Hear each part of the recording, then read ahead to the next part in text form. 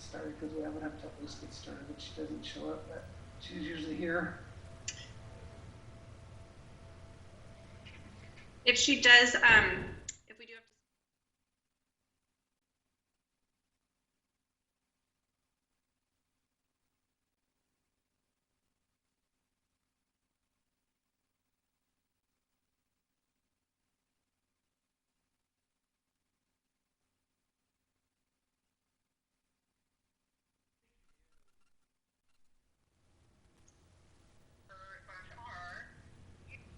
Hey, what everybody? Almost. Still missing one commissioner. Erica's here.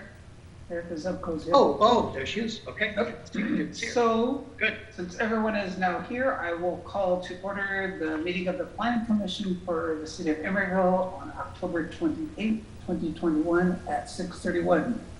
Charlie, can we have the roll call, please? Commissioner Chafe. Here. Commissioner Dram.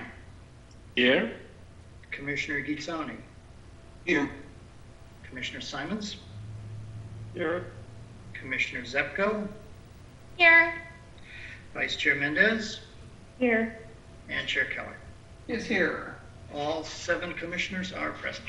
Alrighty, so we need to do a resolution declaring the need for the Planning Commission to continue to meet remotely in order to ensure the health and safety of the public. Yes, we do. And with your permission, Chair Keller, I have a little speech I need to read. Thank you, Dr. Brandt. Please go ahead. I would like to state for the record that this meeting is being conducted by teleconference pursuant to newly enacted California Assembly Bill 361.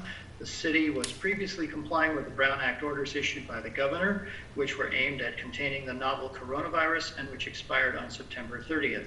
This new bill gives local agencies the authority to continue to host virtual meetings until January 1st, 2024, as long as California is under a governor-declared state of emergency.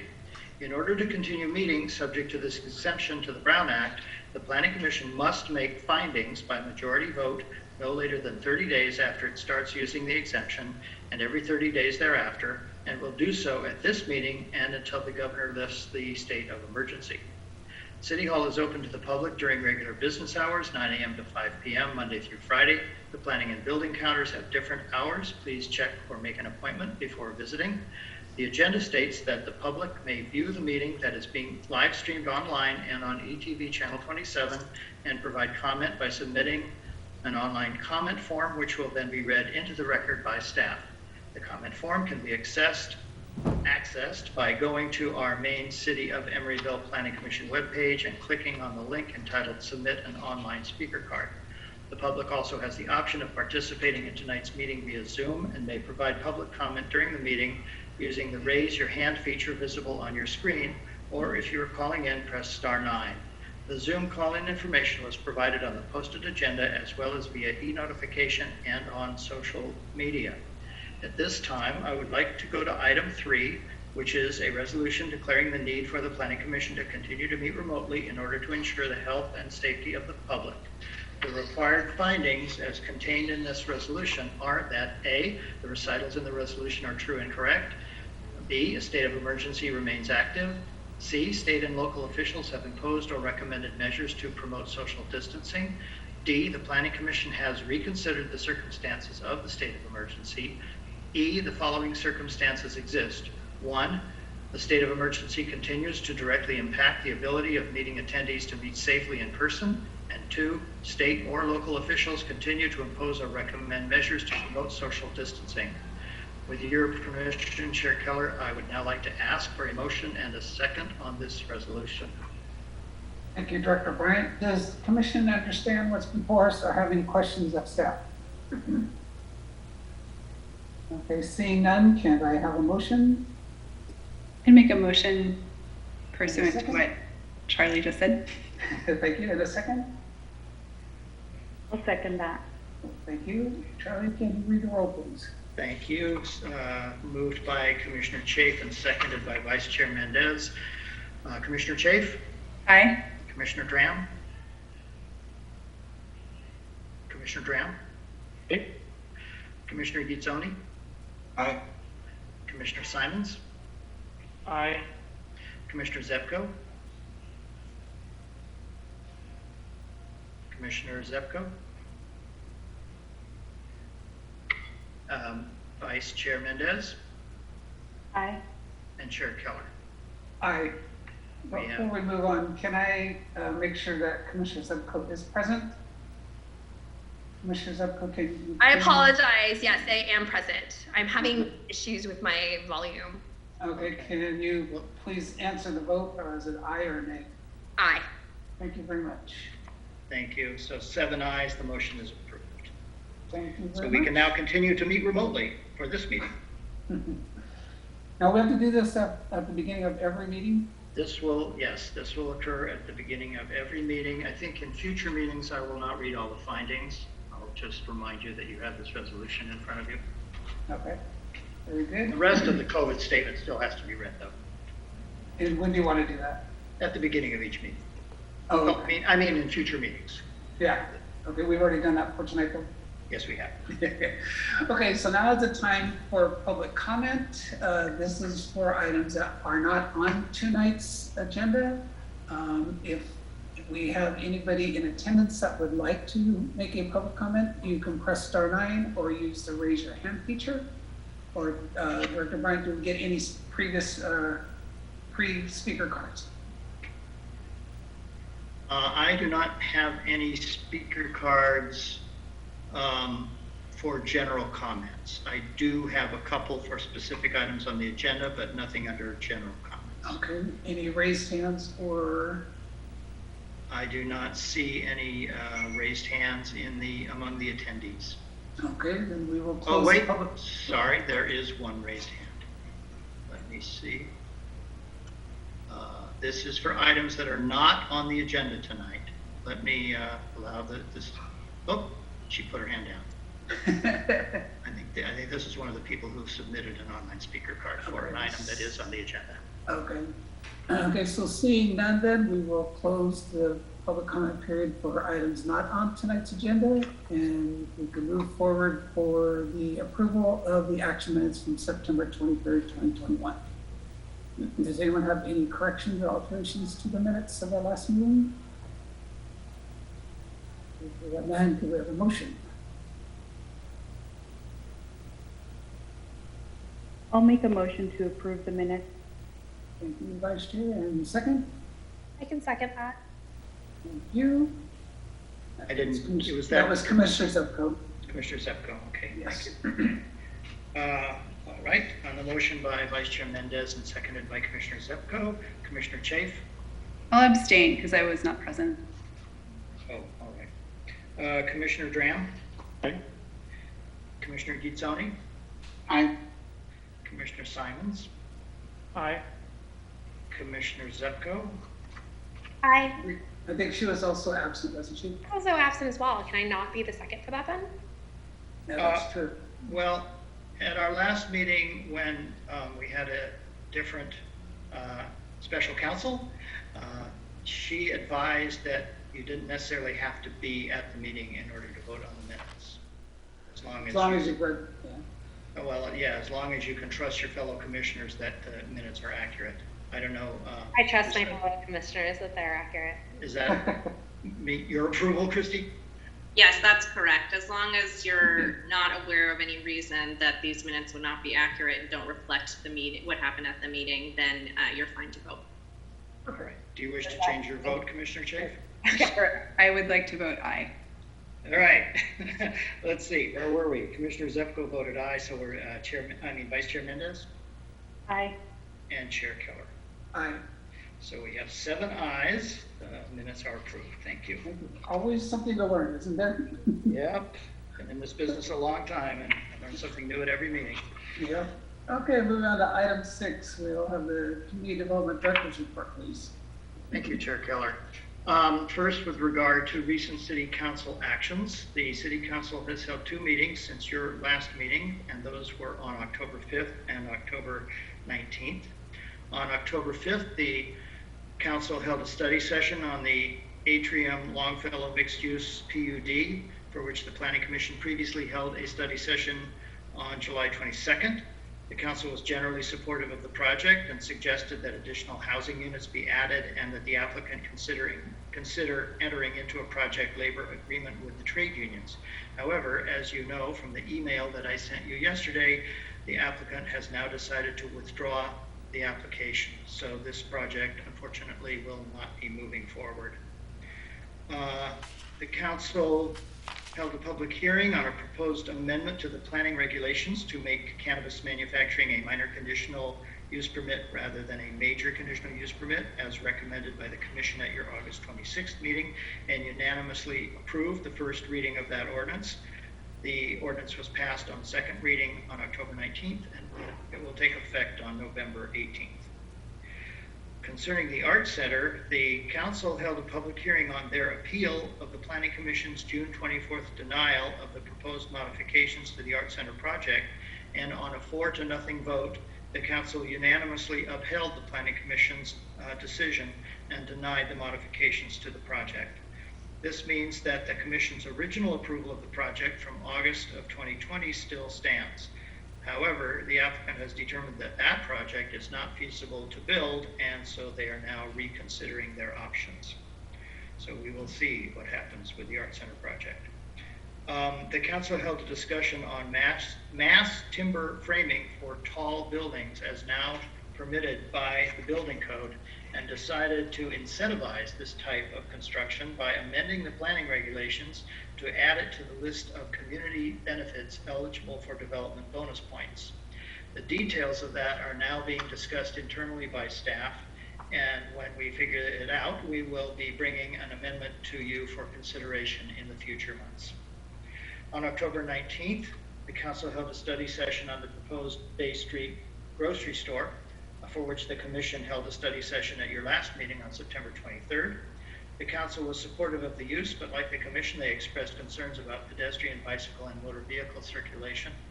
They agreed with the commission that creating a relocated plaza would preclude the need to amend the preliminary development plan. And the applicant is now working on incorporating that into their design. So the project will be coming to the commission for approval of a final development plan and will not need to go to the council to amend the PDP. We have the FDP tentatively scheduled for commission consideration at your January meeting, assuming that all of the necessary work can be completed by that time.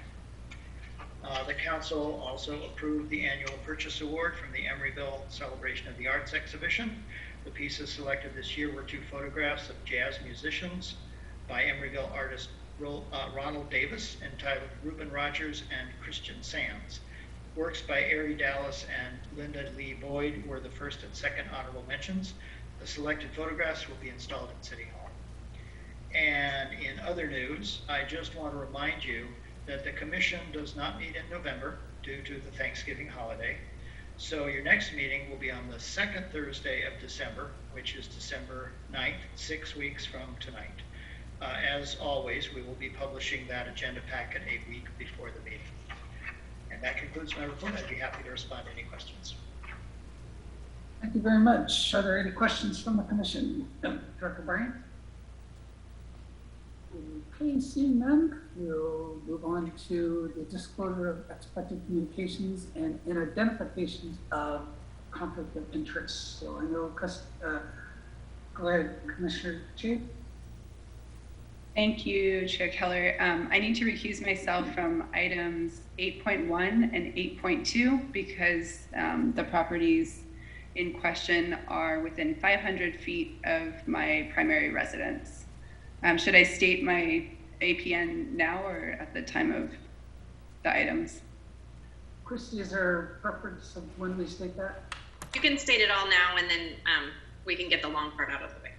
Okay. Okay, great. So I own real property located at APN 49147126, which, as I said, is within 500 feet of both the 1270 64th Street, which is item 8.1, and 1271 64th Street, which is item 8.2. Very good. Thank you very much. Vice Chair Mendez? Yes, I'm gonna have to recuse myself from item 9.1, the marketplace redevelopment, for 2 reasons. My primary residence is in a marketplace development currently, and also my employer participated in a study that was presented as an alternative to this project through Wareham Development. And Chris, go ahead.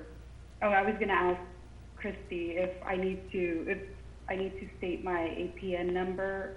Is that, I think last time we weren't sure if it was a conflict of interest if my residence was at the Marketplace development. Well, you are a renter, are you not? I am a renter, right? You don't actually own the unit. No. So there's no financial connection there? So I mean, when I get asked this question at the meeting, I always conservatively indicate that you must recuse. So this is just a study session. Obviously, this will come back to the commission, and if we find out that you actually don't have a conflict, you can participate in future sessions. But I think that you spoke with the city attorney or have alerted the city attorney to your other issue in terms of the financial conflict. So, I think at this time, the best thing for you to do would be to recuse yourself, and we can revisit the financial or the residential conflict at a future date. But when asked at the meeting, right now, I can't provide that kind of advice off the cuff. So I would suggest recusing today, and then we can revisit that in the future. Right. Well, yes, regardless, I have the financial conflict of interest that I need to recuse myself for. And so because of that, I don't think we need your APN number. We could just go with the financial. Right. Okay. And Commissioner Gitson? Yes, I will need to recuse myself from item 9.1. One of the parties to that matter is a client of my employer. Very good. And is there anyone else have an ex parte communication? Conflict of interest? Okay, I have an ex parte communication that I did meet with the owners of the Marketplace development. Okay. Moving on, so in our hearings tonight, we're actually going to be rearranging the agenda quite a bit. We are going to hear 8.1 in order, but because of a problem the presenter is having, or the staff person is having with 8.2, we're going to move that to the end of the agenda. And in part 9, the study sessions, because I think there's a number of new commissioners on the commission, and this is the first time they're hearing and maybe getting a better understanding of the housing element, I'm going to move that to the top of the study sessions before the Marketplace development, so that we get a good idea of what the housing element is about before we hear about a project that is requesting the reduction of housing. So the Marketplace development will actually come third, and then 8.2, the 4-unit replacement, will be the last time on the agenda tonight. Okay, so with that, we have one commissioner that needs to recuse, and Charlie, you've been Commissioner, text Commissioner Chase. Yes, and actually, Commissioner Chase, because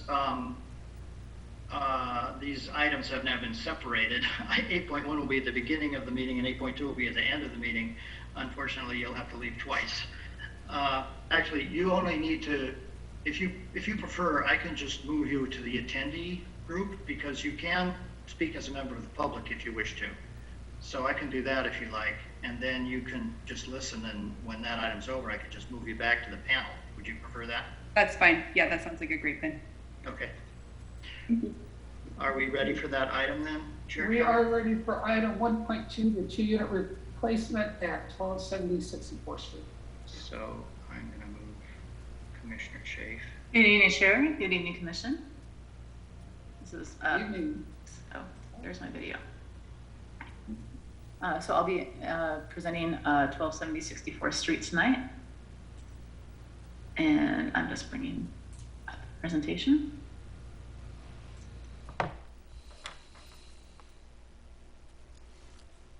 Sorry, it shouldn't be this difficult. Sometimes it just is. Apparently it's one of those days. My apologies. There we go.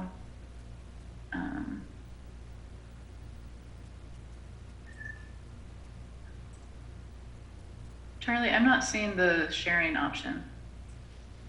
Share screen at the bottom. Should be able to do that. Oh, I'm sorry. Okay. There you go. All right, thank you all for your patience. So I have a presentation this evening as well as the applicant who will present after me, and we're all available for questions on this project. So this is 1270 64th Street, the demolition of 2 existing uninhabitable residential structures and replace them with 2 new residential structures.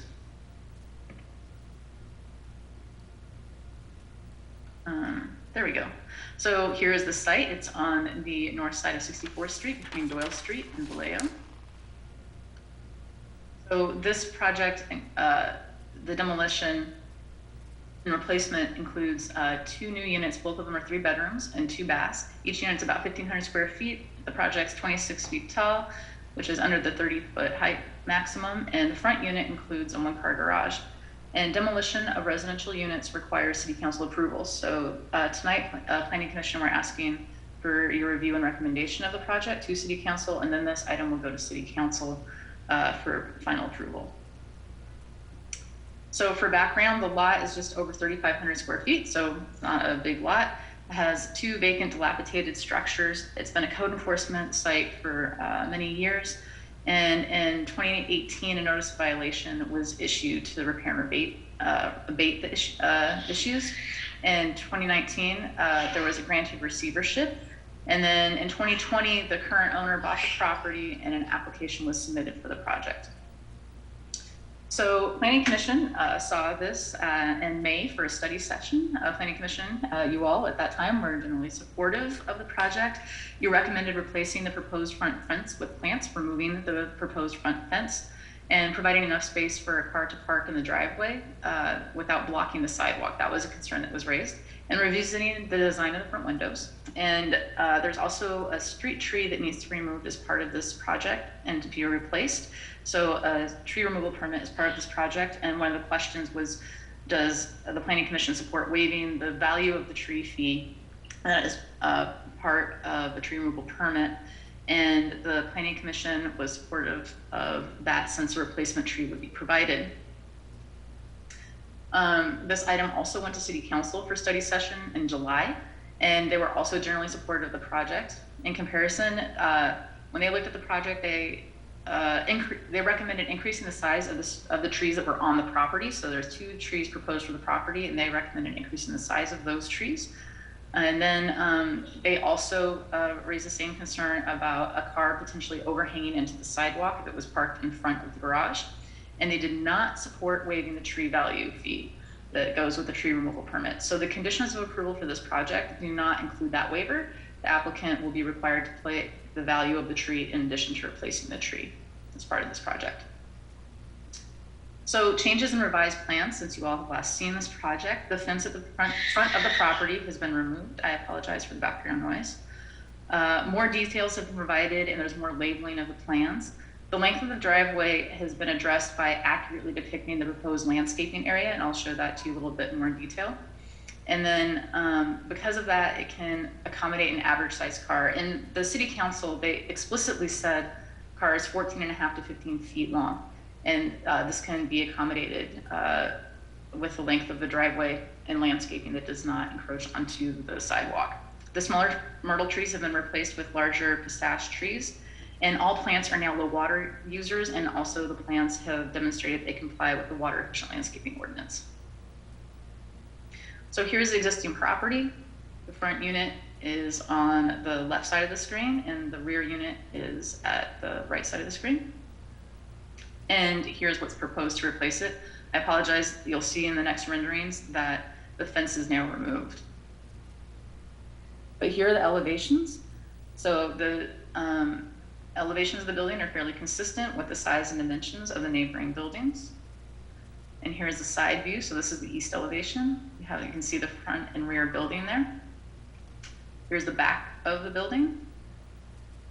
And then this is the west elevation. So I know there's a lot going on this screen, but I was trying to figure out how to best present this information. So just roll with me here and I'll try and explain it over a few slides. If you look in the upper left-hand corner, so I believe you might be able to see my cursor here, this is what was previously shown as the existing site plan.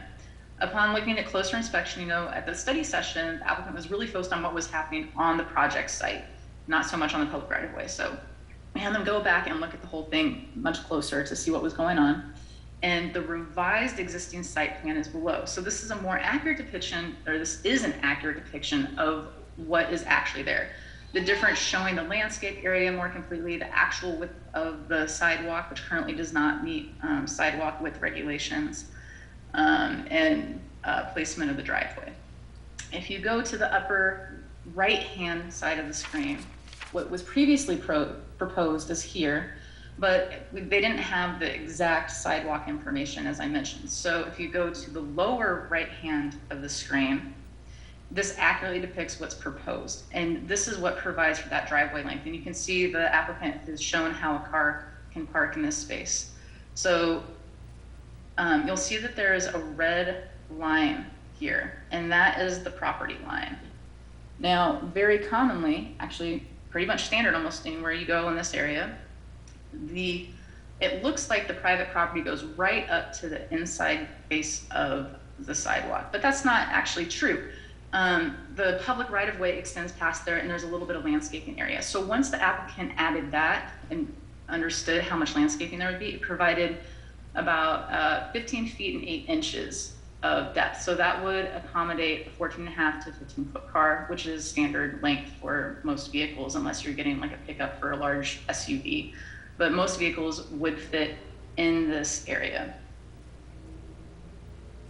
So here to look side by side with the existing site plan and the proposed site plan, you can see that the existing landscaping really goes quite deeply into the public right-of-way, and there's a very narrow sidewalk. The proposed sidewalk matches what the requirements are in the design guidelines, having a 3-foot planar strip adjacent to the curb, a 6-foot wide sidewalk, and then the rest of the area between the sidewalk and the property line being part of the landscaping consistent with the rest of the property. And here's a zoomed in view of that. So here is the figure from our design guidelines that shows what I just described: a 3-foot wide planting strip by the curb, a 6-foot wide pedestrian path, and then 3 feet or so of landscaping adjacent to the private property that's consistent with that private property's landscaping. And then that's what this looks like, practically speaking, on your right side of the screen, how that plays out. So this isn't something that people talk a lot about, except for planners who have to deal with this on a regular basis. This is absolutely standard kind of stuff. There's nothing surprising about this here. It's just making sure that it's accurately depicted on plans. And so this only came up because of the question about, will a car hang out into the sidewalk area? And it will not.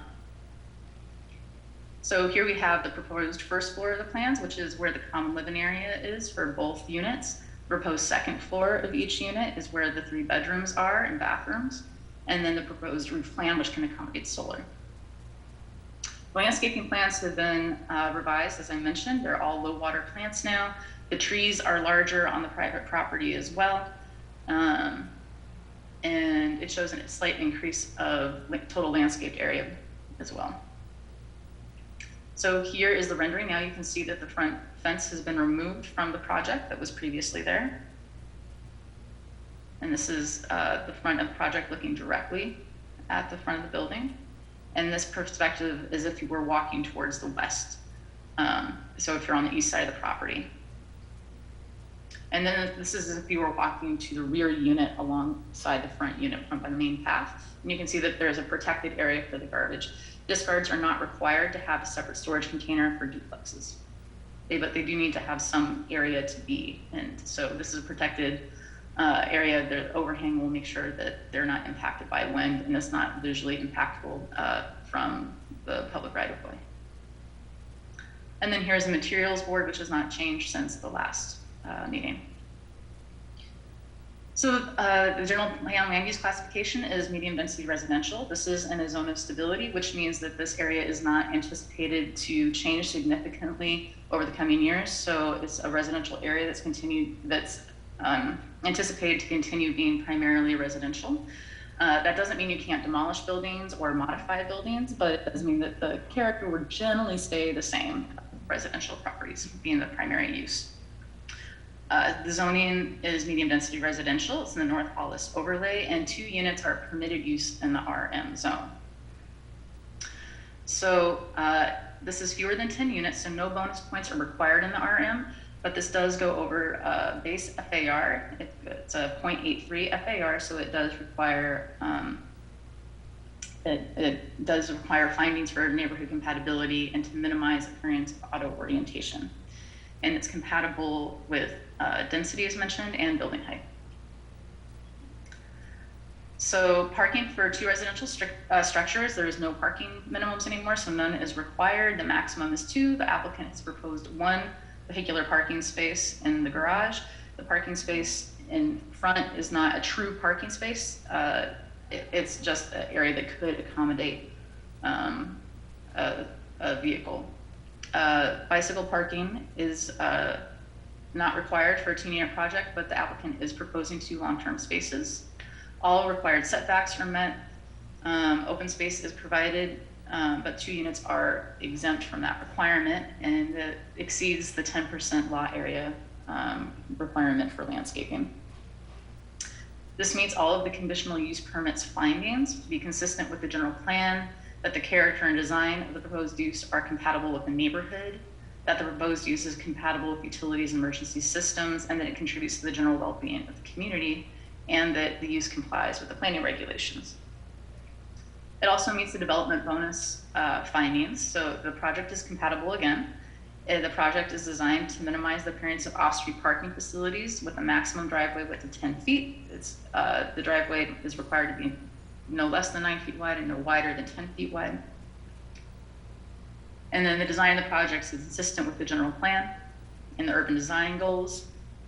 And for the design review, some of those design guidelines are listed. And the project is of a high design quality.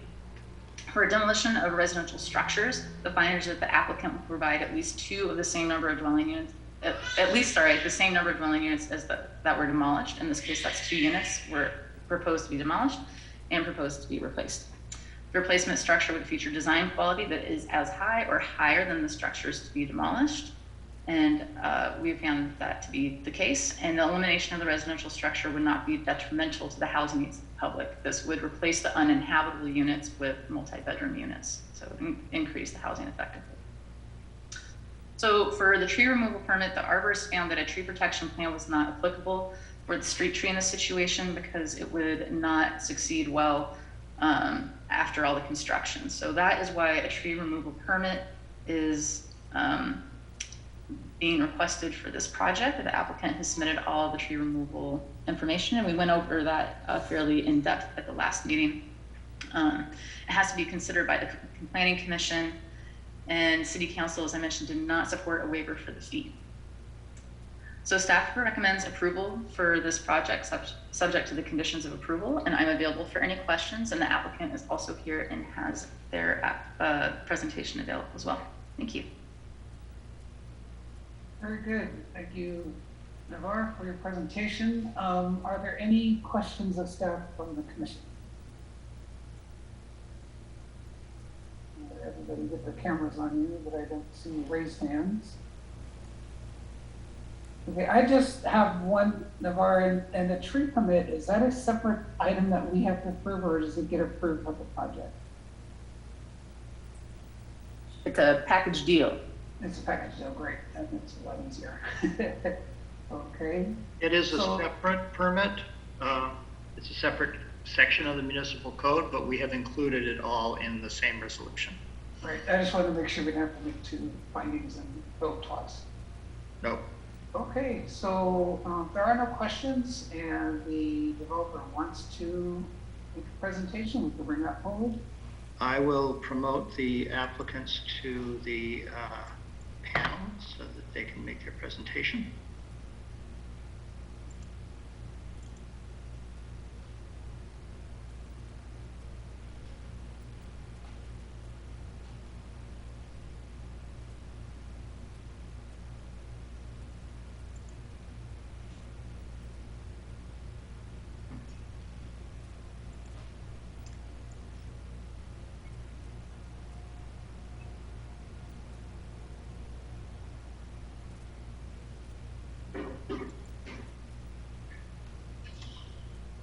Hello, everyone. Can everybody hear me? Yes. We can. We have Andre, is that Andre and Leo?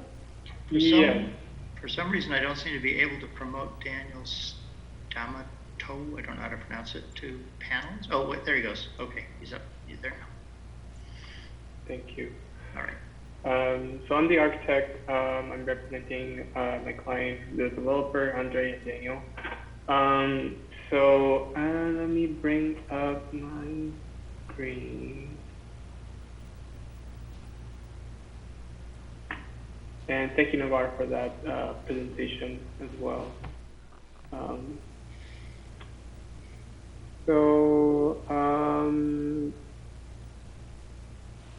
Right. So as Navar mentioned previously, the existing conditions and the characteristics of the site make it feasible for the construction of these two new single-family homes.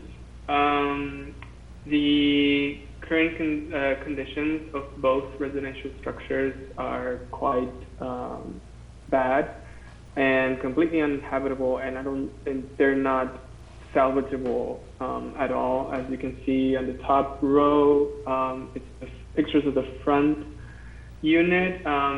The rear side of the front unit, the roof has collapsed, and even the second floor is ponding.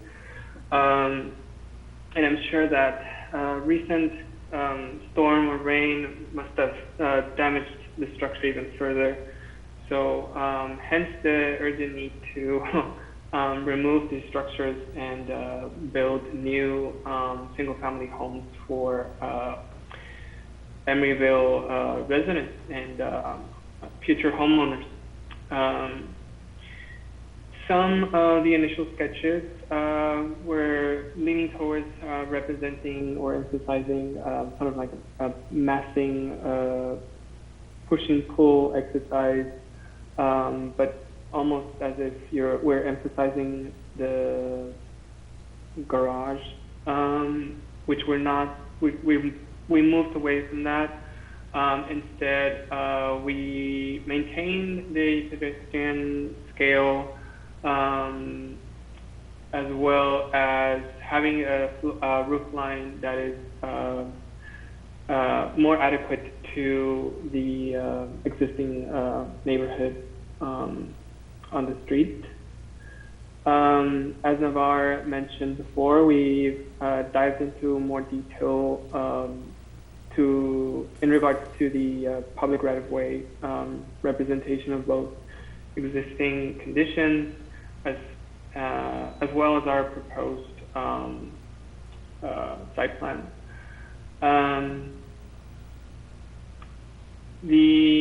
As I mentioned before, the intent of this development is to provide these structures to be for sale, not for rent, given the opportunity for Emeryville residents to become new homeowners.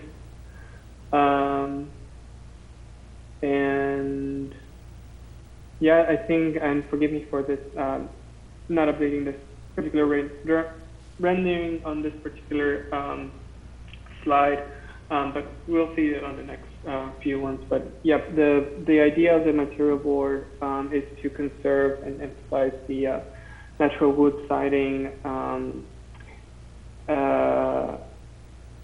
that also is shared with the neighborhood, not exactly the natural wood aspect, but certainly the siding and just the residential characteristic for this neighborhood. On May 27th, we received the comments, these three comments. The first one being how do we meet the North Hollis Plan betterment policies, as well as the parking on the front yard, and reconsidering the fence. And we are addressing all three of those in the new revision.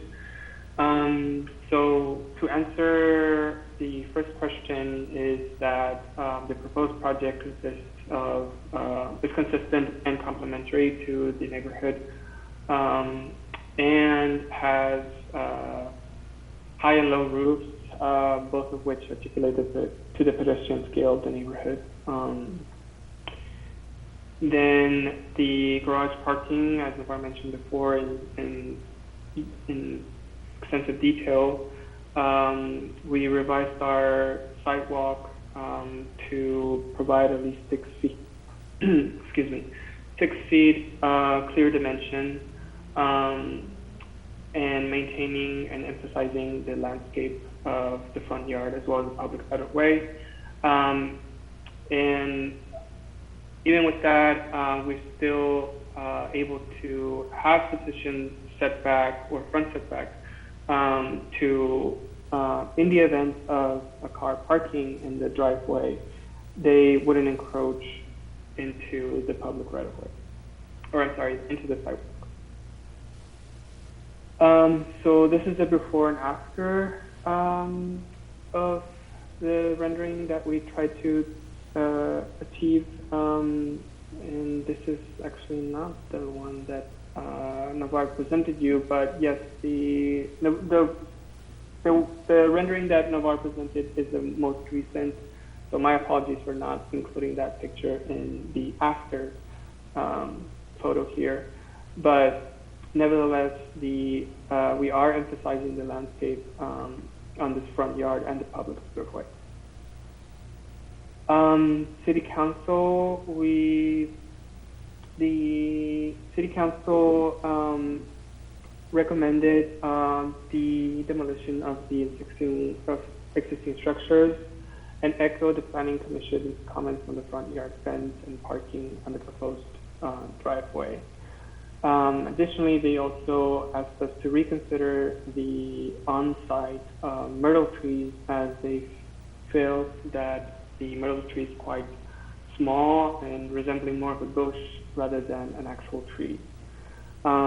So, as I mentioned before, I think this is quite obvious, and this is the actual rendering or final rendering of our proposed front yard design. As a last comment, the myrtle trees were replaced with pistache trees, which are very welcoming to birds, and they're quite large, or medium-sized, I'm sorry, and they're also approved as a street tree in Oakland. So I think this concludes my presentation. If the commissioners have any questions, I can address them at this time. Okay, very good. Are there any questions of the developer from the commission? If you guys throw one to turn on.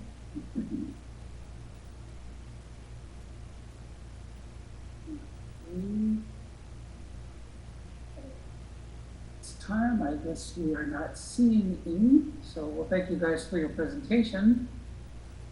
And since this is a public hearing, I will open the public comment period. Now is the time for the public comment portion of the meeting. Anyone wishes to make a comment related to this item should have submitted a online speaker card. 3 minutes will be allowed for the commission secretary to read your comments into the record. If you are participating in tonight's meeting via Zoom, please use the raise your hand feature visible on your screen.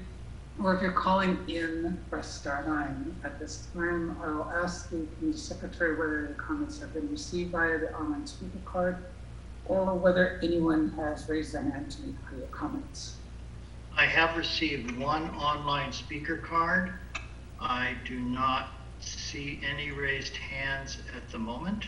However, I previously saw a raised hand from the same person who submitted the online speaker card. Okay, well, you're going to read the speaker card, correct? Unless she wishes to make her comments verbally. That was Jane Goodwin. If Jane Goodwin, if you wish to make your comments verbally, you can raise your hand, your Zoom hand. Otherwise, I will just read the online speaker card. Okay, and she has raised her hand, or somebody did. Wait a minute, let me just see who it is. Oh, no, it's down. Okay, I guess I will read the online speaker card. Okay, thank you. Oh, she's back. Hang on. All right, Ms. Goodwin, you may go ahead. Sorry, not familiar with the hands in this process. So, yeah, I don't know, Charlie. Did you say you did not receive my card, or? Yes, I did receive your online speaker card. Well, okay. Well, I'm I don't know, we're 3 doors down, and we have a wonderful street with lots of nice trees. And I was concerned about the removal of the present tree, but it seems it has to get done to advance construction. I would like to see the same maple tree come up. I'm glad it's not going to be this myrtle thing, because it does look like a bush. And did he say a pistache tree? Yes, a Chinese pistache. Chinese pistache? Mm-hmm. You can see those on Shellmound Street just before 65th Street. There's quite a number of them. Yeah, okay. They're city street trees that we use. You know, I'm just like a lot of people who love the green, and we have that here. But I'm so glad, as I know my other neighbors are, that this project will be going forward because of the eyesore of the house. Okay, yeah, so I just hope it's a good tree. I hope it doesn't shed horrible things that some trees do, unbeknownst to one, as you can see on Doyle Street down by the park, but in some other areas on Doyle Street, the Greenway. But yeah, okay. I hope you all consider a really good tree to be put back in front. We don't need less trees. Thanks. Thank you for your comment. Charlie, are there any other speaker cards or hands up? Let me just double check and see if there are any more online speaker cards that have been submitted within the last couple of minutes. No, I do not see any, and I do not see any other raised hands. Okay, very good. So seeing no additional electronic submittals, the public comment portion of the meeting is now closed. And public hearing, excuse me. Yeah, public hearing. Public hearing. Right.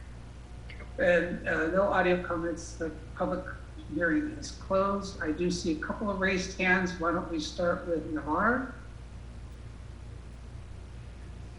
Hi, yeah, I just wanted to clarify that the Chinese pistache trees are, the Chinese pistache trees are for the private property, for the planting strip in front. The planting strip in front is for the recommendation of the city consulting arborist based on factors like what trees are available, what trees are not going through blights and are known to be doing well. So there's a lot of changing conditions that the city consulting arborist takes into consideration for that. Very good, thanks for that additional information. Charlie, do you want to demote the speaker? And then I saw Leo had their hand up, but I guess that answered the question. So Commissioner Graham, did you have a question or statement? Yes, I do. So I have a question. The question is the design that for this project, it was for having the character of the neighborhood, or they want to have a contrast with the character? That's my question. Would Charlie or Devar answer that? I'm sorry, can you restate the question? So I see that they mentioned that the neighborhood character or conceptual design, I want to see that they want to be cohesive with the neighborhood design, or they want to have a contrast with it. You're asking what the applicant's intent is? Yes. I think that would be best answered by the applicant. Right.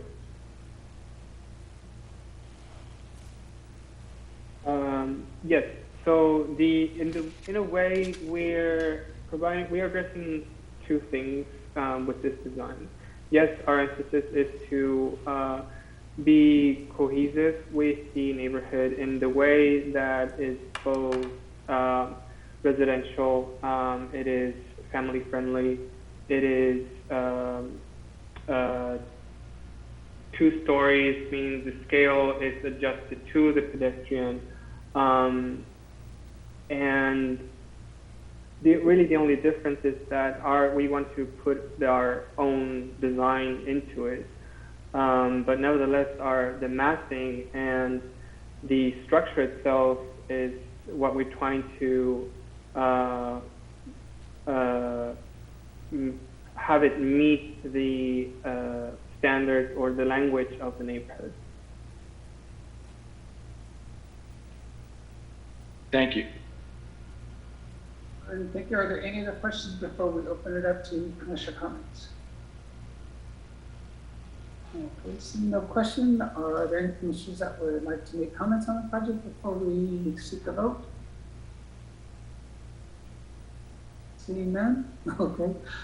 Commissioner Graham, I don't know if this kind of answers your question, because I know in the image they showed several homes in direct relation to this property that have the kept gabled roofs, and this was a very modern looking, so I don't know if that was your concern. I kind of looked at that myself, but in looking around the neighborhood, there are several other flat roofs houses. There's quite a few like apartment buildings or a couple of other buildings, and I'm thinking we're going to see the next across the street the iteration of the house going.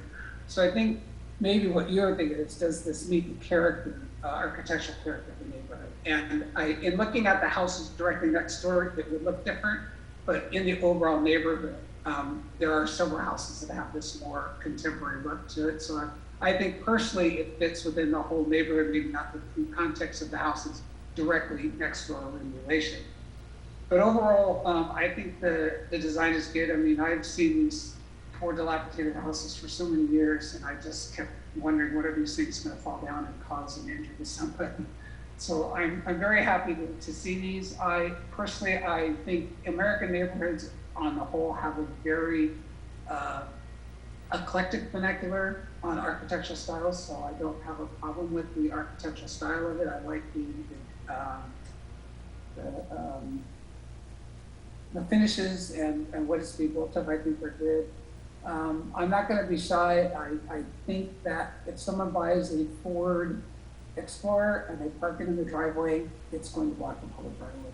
But since City Council has given specific size or dimensions of which it has to meet, and this does meet that, I think we have to just agree with that and go forward with it.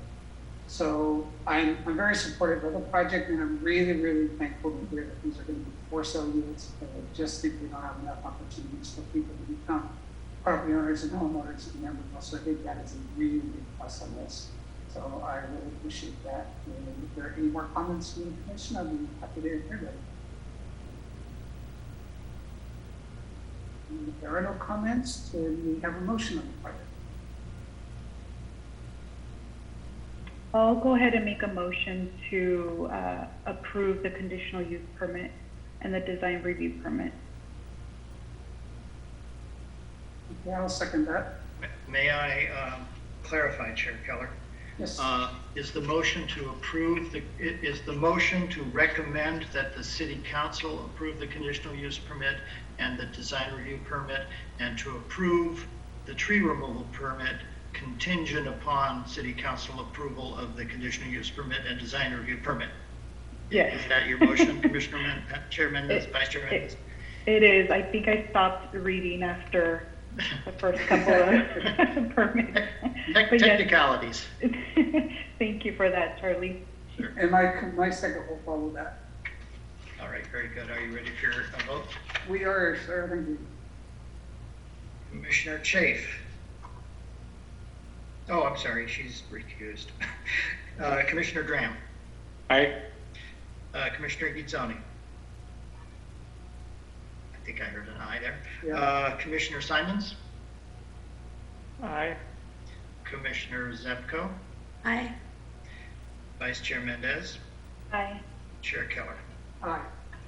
6 ayes. The motion is approved. We will forward your recommendation to the City Council and advise them of your approval of the tree removal permit. Very good. Hopefully we'll get to see this moving along very quickly. Alrighty, so now we're going to move on to item 9.2, which is the housing element. Is that correct, Dr. Bryant? That is my understanding, yes. Okay, kind of got confusing when we started moving two things around. Right. Okay, so we'll have that presentation from staff, please. Hi, yes. So Allison Homestead and Jennifer Gastelum from PlaceWorks, our consultants for this project, will be making the presentation on the housing element tonight, and staff and the consultants will be available for any questions after the presentation. I will promote them to panelists, hopefully. Sometimes Zoom is a little slow. Yeah, and just don't forget to demote the two previous speakers. Oh. Project. Already did. And then I need to bring back Commissioner Chafe. There we go. Okay. Right. Oh, yeah. Are you guys ready? Just Yeah, real that's quickly, good. Charlie, Leo, and Daniel are still. Yes, I'm sorry, I see that. No worries, no worries, thanks. You guys can go ahead while he does that. Right. Sometimes it's hard to do that. I'm Go going ahead. to share my screen. Give me 1 second.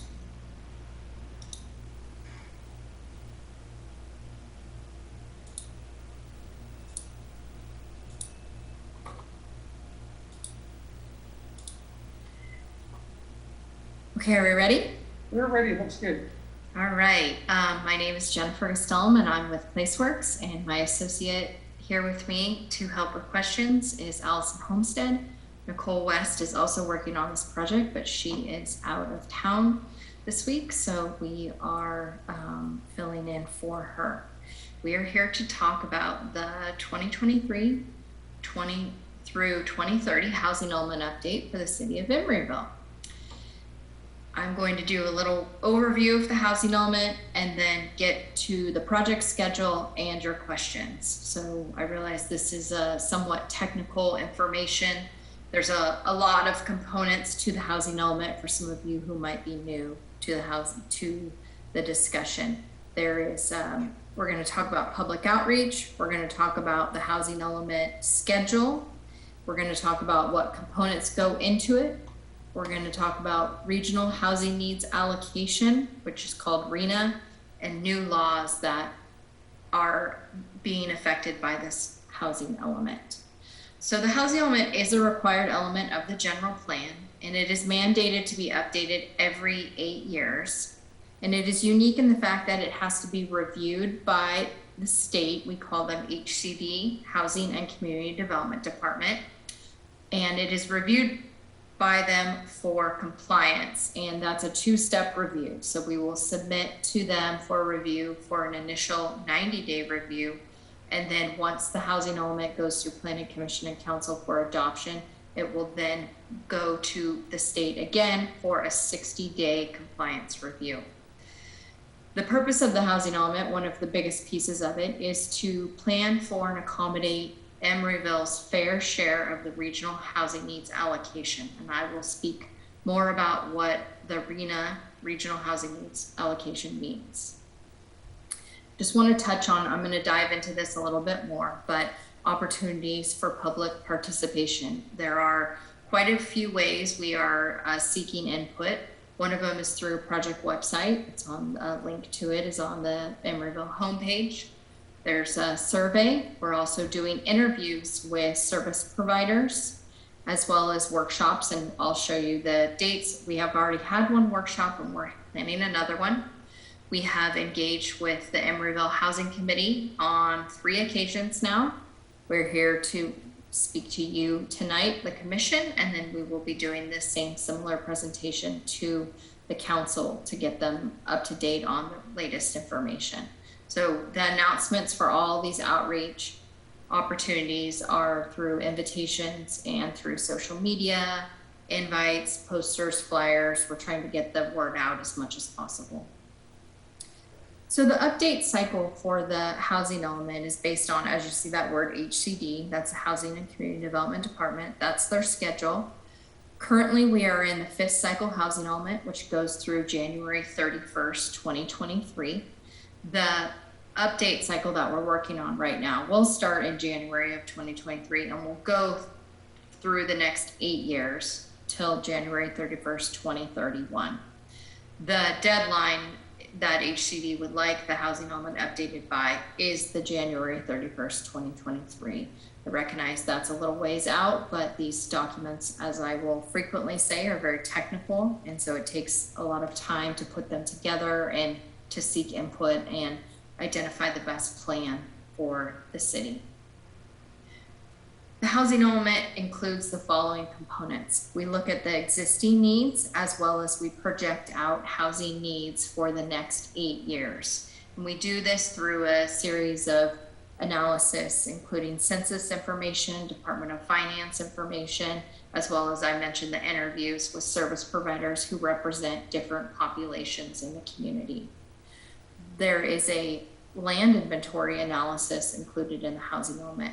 We identify vacant and what we call underutilized, meaning sites that can accommodate more growth on them in table formats dictated by the state of what they should look like. And this is to show that there is land or possibly opportunities for development of future growth should the market build more houses. We do a lengthy analysis on potential constraints. We look at the permit process. We look at how much it costs to build houses. We look at how long it takes and all the steps included in that. We look at governmental constraints as well as non-governmental. We look at mortgage rates and values of housing. So we do quite a lengthy analysis on what it takes to build and how much it takes and what potential constraints there might be on housing. And then we include any sort of mitigation possible in the programs. A new section to the housing element this round is the assessment of fair housing. We're looking at fair housing practices across the whole community. We're doing interviews and identifying what, if any, are there any violations to fair housing practices and how can the city help facilitate any development or any ways that they can mitigate fair housing complaints.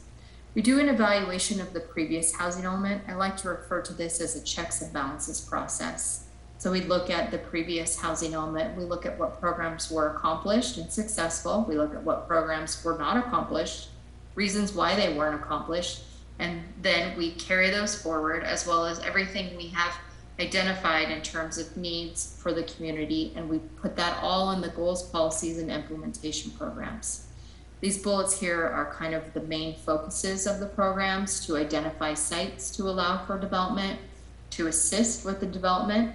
It is a job of the city to help facilitate development of housing in any way, make sure there are no roadblocks to housing, preserve housing that is available right now, that is existing affordable housing, and promote equal housing opportunities across the whole community. So the regional housing needs allocation, I understand it's quite a mouthful. The RHNA, as we like to refer to it. So it's a state process, and the process is to hopefully help facilitate the development of balanced communities that include single family homes, as well as multifamily homes, as well as various income levels of housing. And the way we do that is we look at what zoning is available to identify different housing types that can be constructed. As I mentioned before, this is not a mandate for the city to build these homes. It is the job of the city to help facilitate the development, to make sure there are not constraints and that there is land available for the development. So the way that this works is the state comes up with a growth projection every 8 years, and that is called the Regional Housing Needs Determination. It's a number, it's quite a large number. I'll show you a few numbers in the next slide. Then that number is allocated out to all of the councils of government. In our case, it's allocated out to the Association of Bay Area Governments, ABAG. And then ABAG puts together a methodology based on growth projections for the Bay Area region and transportation funding and all of those categories that go into their methodology to allocate out what each jurisdiction in all 109 jurisdictions in the Bay Area will get an allocation. So coming off of the fifth cycle, as you can see here, ABAG's allocation was almost 200,000, 187,000. That was coming off of a, kind of later after the recession. So the growth projections weren't that high. So going into the sixth cycle, this allocation was put together 2 years ago, pre-pandemic, all of those things. And so the allocation for ABAG was 441,000, which is a 134% increase. Similar to the Bay Area region, SCAG, the Southern California Association of Governments, had a very significant increase as well. However, for Emeryville, the numbers went from almost 1,500 units to almost 1,800 units, recognizing that Emeryville is mostly built out and that there is, more opportunities for possibly redevelopment or increased densities. So a 21% increase is on the lower end based on some of the other Bay Area jurisdictions that we're seeing. So how we have to plan for in this document how we can show that there is developable land for this 1,851 units. The state then further breaks out this 1,815, units by income category, and the way they see this is income category associates to density.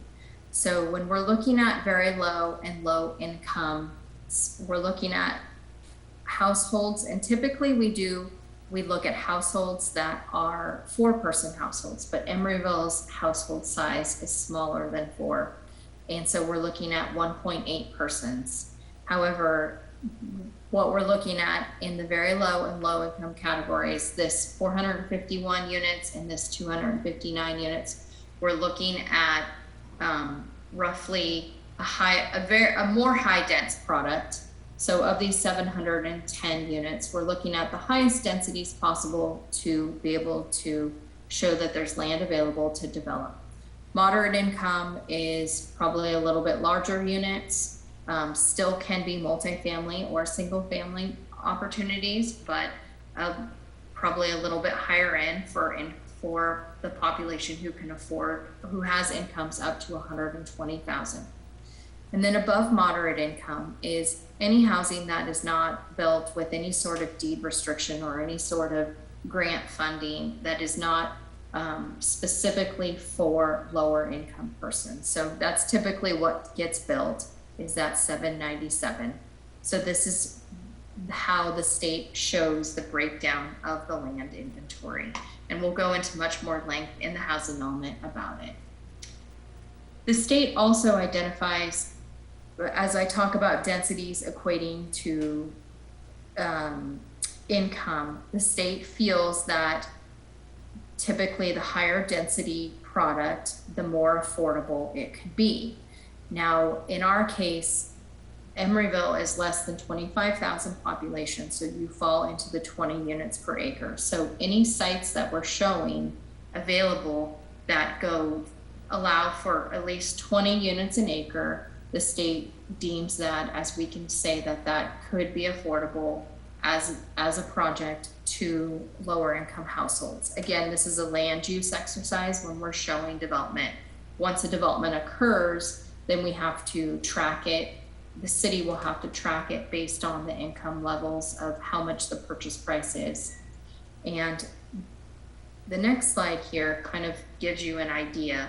So Emeryville has a very high, allows up to 85 units in that brown category there. So there is land in the 20 units an acre, which suffices towards meeting the lower income RHNA, as well as 35 units. So we are working through this right now with city staff to identify what sites are vacant and what sites might be able to accommodate more development on them. And so we will be identifying a land inventory in the housing element to show how the city can accommodate the future growth of the 1,815 units. For comparison, we like to show you, now you're looking at that 1815 number, and we look at what happened in the fifth cycle. So the far right column is what the RHNA totals were for the fifth cycle. And you can see here what we're showing between 2015 and 2020 is how many units were developed each year and at what income categories, to give you kind of an idea of development. The city is not penalized for not building your RHNA. You have to, as I said, show that you have development. It's the market that would have to present itself to actually do the development. So in a high year, 2020 being the highest year here, there was 502 units that permits were pulled for. And then on the low year in 2019, there were none. And 2016, there was one. So it's kind of all over the board. But over this last period of time, 1,083 units were actually developed to go towards those RHNA allocation goals. The city staff has to report this progress to the state every year, as well as what accomplishments are being made on the city's housing element programs. So these are things that we have that will play into what programs are in the housing element, knowing that the city is reporting on this. I'm going to switch gears and go into some of the new laws. Within the last few weeks, several laws have been recently signed by the governor, which has kind of thrown us for a loop in some cases. And so bear with us as we're trying to work through some of these things. Some of you may have heard of SB 9, which is housing development approvals. This allows 2 units to be developed by right on all single family lots in urbanized areas. And it does not require demolition or alteration of units. We're seeing this as an opportunity in some of our more built out communities that have more large single family lots, where this could be an opportunity to include some densification and provide more housing opportunities. We're not quite sure what that looks like for Emeryville yet. So the law, the ink is barely drying on some of these. So we are just in the early stages of figuring some of this out. AB 215 is threw us majorly for a loop in the last week or two. It is mandatory public review processes. Previously, working with HCD and doing housing elements, HCD liked to see that housing elements were available for a minimum of 2 weeks before they're sent to HCD for that initial review, which I mentioned is now 90 days. It was 60 days beforehand. So this is new to us, just as it is to you. So we will make the document public for 30 days prior to bringing it to Planning Commission and Council for authorization to send to HCD for now the new 90-day review period. Our hope is that during that 90-day review period, we will be able to work with HCD to address any of their comments that they have or questions and revisions on the housing element. And then once it is adopted, it used to be a 90-day review, as you can see, but now it is a 60-day review. And the deadline did not change. So they added 30 days of public comment period, as well as an additional 30 days of review time, but did not extend our deadline. So it's something that we have to work through. I'm saying that smiling right now because it gives us a little bit of heartache, but we're professionals and we'll be able to figure it out. A couple new other laws that were recently passed these are not new, but these play into this next 8-round housing element. AB 1397 is non-vacant sites. So this will be something that will be an issue that we're dealing with in Emeryville. We will look at sites that possibly have development on it that are not completely built out, or there are opportunities for increased density. Then the state also has questions about if we're using sites that are less than half an acre. And I assure you, we probably will be using sites that are less than half an acre. We have to show the feasibility of what that development looks like. Is there actual projects that are being built? Is there housing being built on sites that are smaller than a half an acre? We will have to show examples of how that gets done. So when we look at this, the state wants to make sure these are not just lofty ideas, that there's thought gone into the feasibility of actual future development in the housing element. Another thing that will be affecting this housing element is what we call no net loss zoning. So as I mentioned, your arena is the 1,815 units. We're going to shoot for arena allocation. We're going to look to show that there are more than enough sites to meet that 1815 number. We're going to go a little bit higher than that, recognizing that sometimes projects come in that might not be affordable, but it might be a great project that you want to approve. So we want to make sure that you have enough sites available, because if you were to go below that 1850 and not have enough sites available, then you would have to find another site to rezone. So we will be planning ahead to set the city up in the best position possible to approve projects as they come forward in the next 8 years. These are a few new laws as well, SB 35 and SB 330. In Emeryville, if projects come in right now that include an affordability component of 50% of the units affordable, meaning they have a tax credit or they have some sort of funding tied to them to be affordable to lower income households, they can apply for streamlining. So there was recently an example, staff has let us know, of 3600 San Pablo. It did come in with affordable units and it was able to be streamlined. So that's kind of shuffled through the process quicker to allow for development to occur, and it included affordable units. SB 330 is also another tool that prohibits down zoning and reduces processing time so that development can also help occur on a quicker timeline.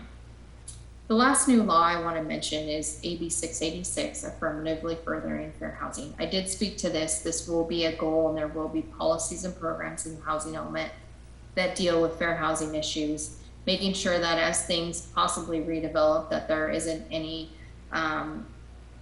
displacement issues. And if there is discrimination happening, as through our analysis and through our interviews, we'll make sure that there are programs that possibly address these things. This is a new section of the housing element. It has not been required before. And it is actually quite lengthy. So we're working through this with the state right now on several other jurisdictions. So we feel we have a good understanding of what they're looking for. All right, lastly, I'm just going to touch on the public outreach, and then I'll get to your comments and questions. This is a link to housing element at emeryville.org. And this is where you can add comments or questions. As I mentioned, we have had 3 meetings with the housing committee starting back in April, and then we met with them in July. We're going through pieces of the housing element with them right now and vetting sections of it.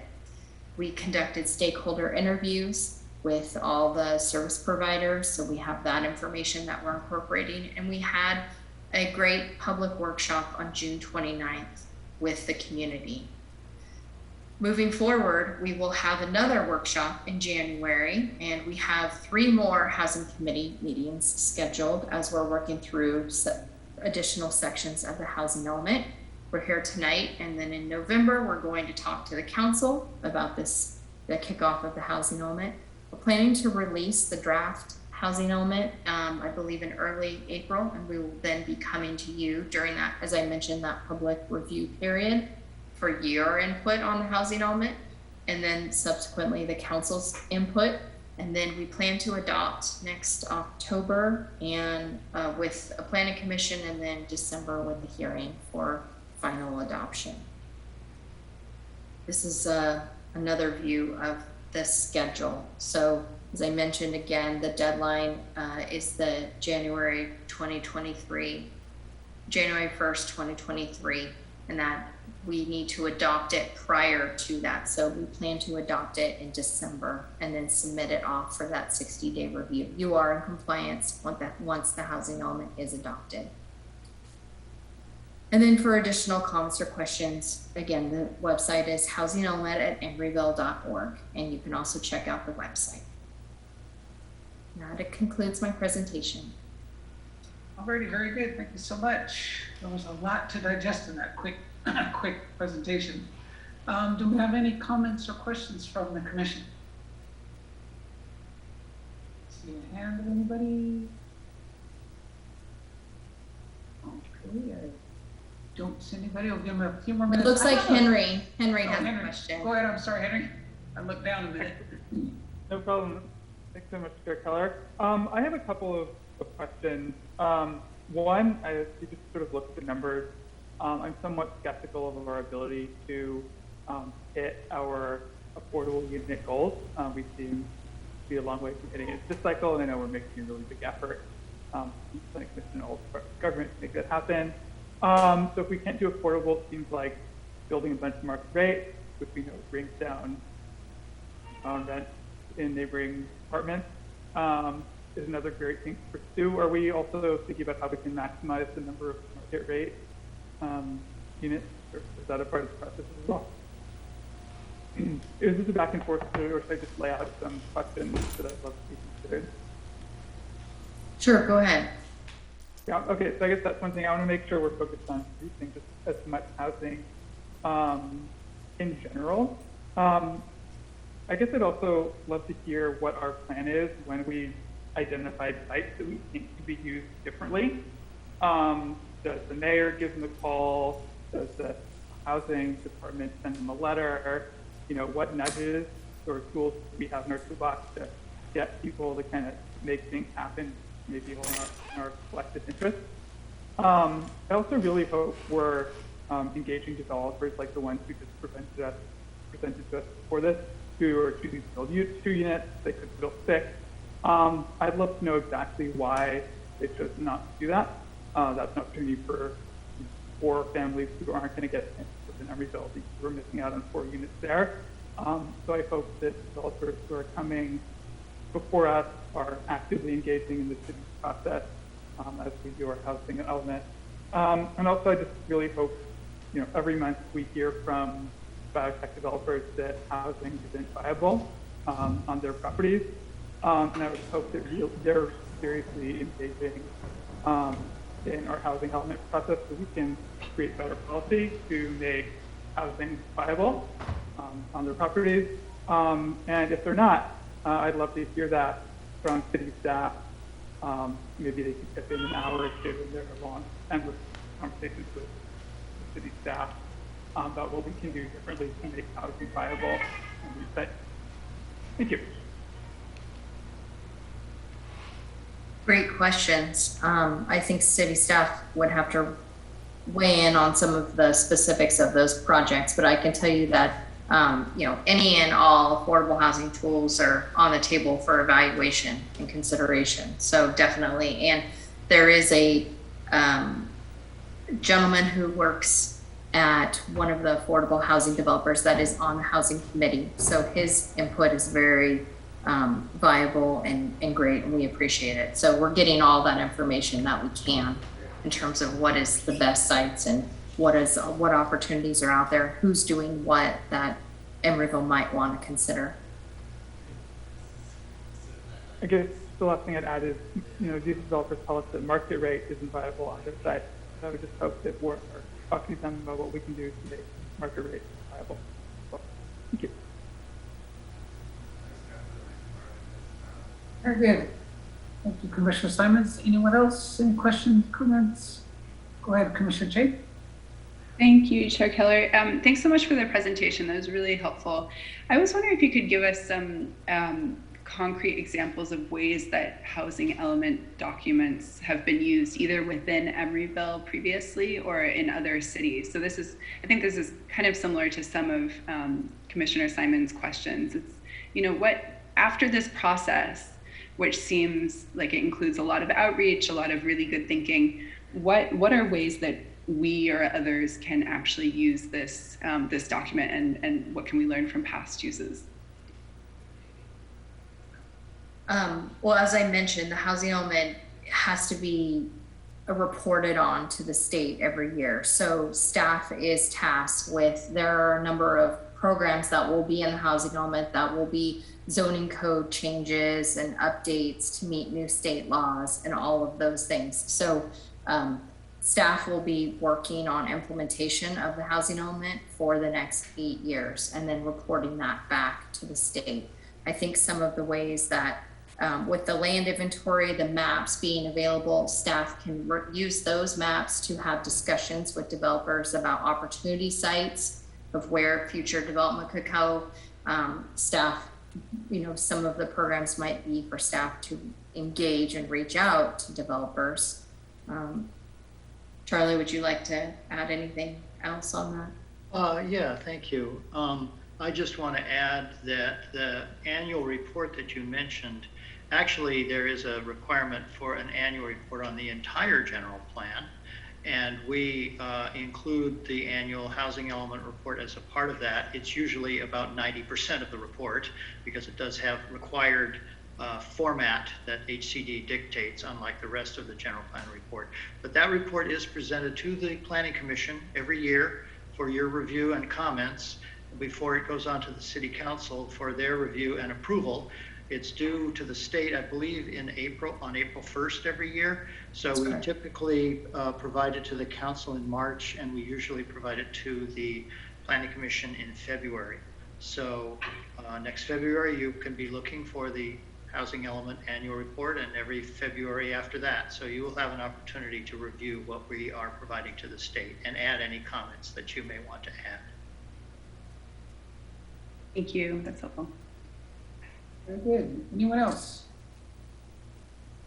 I just have kind of a convoluted question, so I'll try to kind of word that to, I know you guys aren't RENA, and I know, this isn't the place to discuss the RENA allocation stuff, but when RENA is decided upon, is the current city's general plan considered, meaning that in a zoning area that is low density, does ABAG consider oversizing the development for that area? So we just approved a 2-unit in an area that we call a non-change area, a place that we don't see drastic change coming in. We're not going to put in a 10 or 20-unit apartment building in this neighborhood.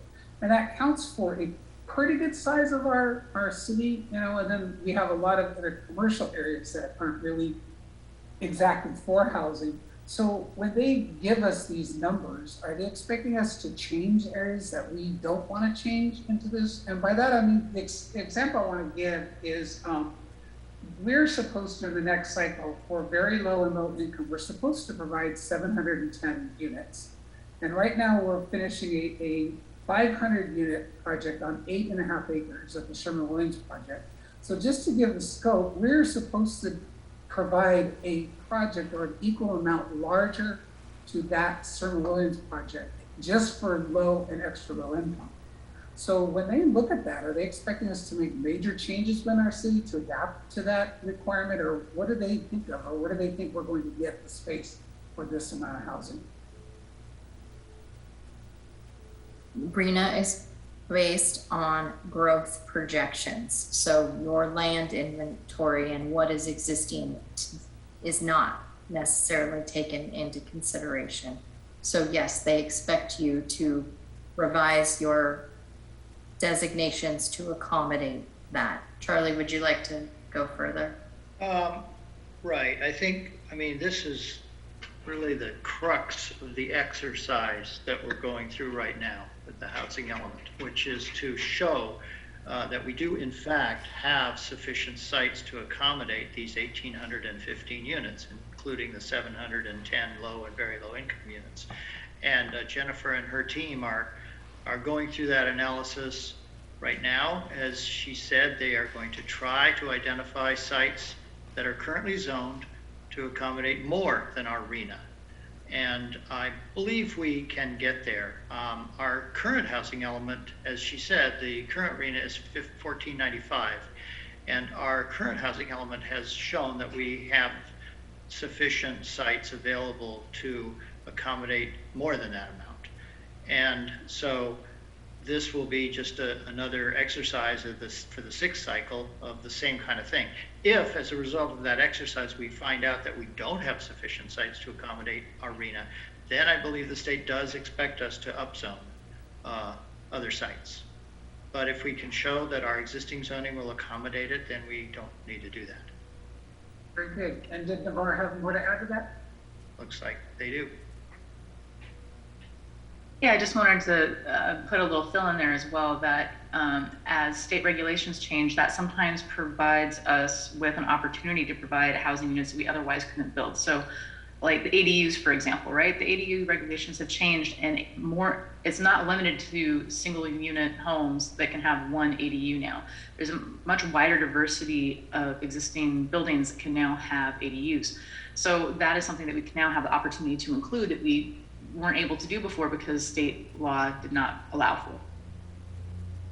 And just to add on to that, SB 35 also allows projects that have 100% affordable units, which of course are projects that would have to be developed by some kind of a nonprofit that was aimed at developing affordable units, but it allows them to be exempt from a lot of requirements. So for example, the RCD project that was recently approved administratively, you may recall the Planning Commission had a couple of study sessions on that project. That's at 3600 San Pablo Avenue.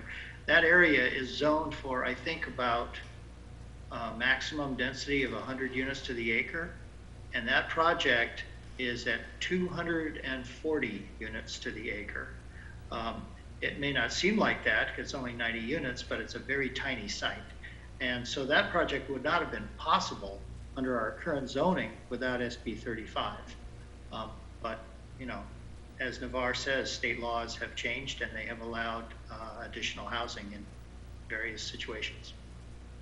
Very good. And I think that's going to be the key for us is, I just think of, you know, when we try to do larger developments that a number of the population in Emeryville wrestles against that. So I think it's helpful that if the state is mandating this and they're creating the tools that developers can do this, then I think that's going to be helpful for us to meet these goals. I think under our own guidelines, zoning and exception, I think these numbers will be hard to reach, but I see that, you know, the tools are coming out. So I just wanted to have that conversation with the greater commission so we have a better understanding of what's being asked and what's being expected and how we're going to achieve that. So that's very good. So if there are no more questions, we don't have an action to take on this? I'm sorry, Commissioner Zepko. I just have a quick question. So I know that Fannie and Freddie are raising loan limits here in the Bay Area, and I just wanted to understand from like a financing perspective, what is available in regards to these like market rate units? Like do they just have to get a traditional loan like the way that any other person would? Or is there like other financing opportunities available through the city that I'm just unaware of? Good questions. I'm not sure about the Fannie and Freddie, but we will have a section in there regarding mortgage rates and what loans are for. And then we will include housing prices and what your median housing prices are and what rents are and who can afford them. So we will include some of that. I don't believe right now that the city has any sort of funding sources. I would defer to Navarre and Charlie for that.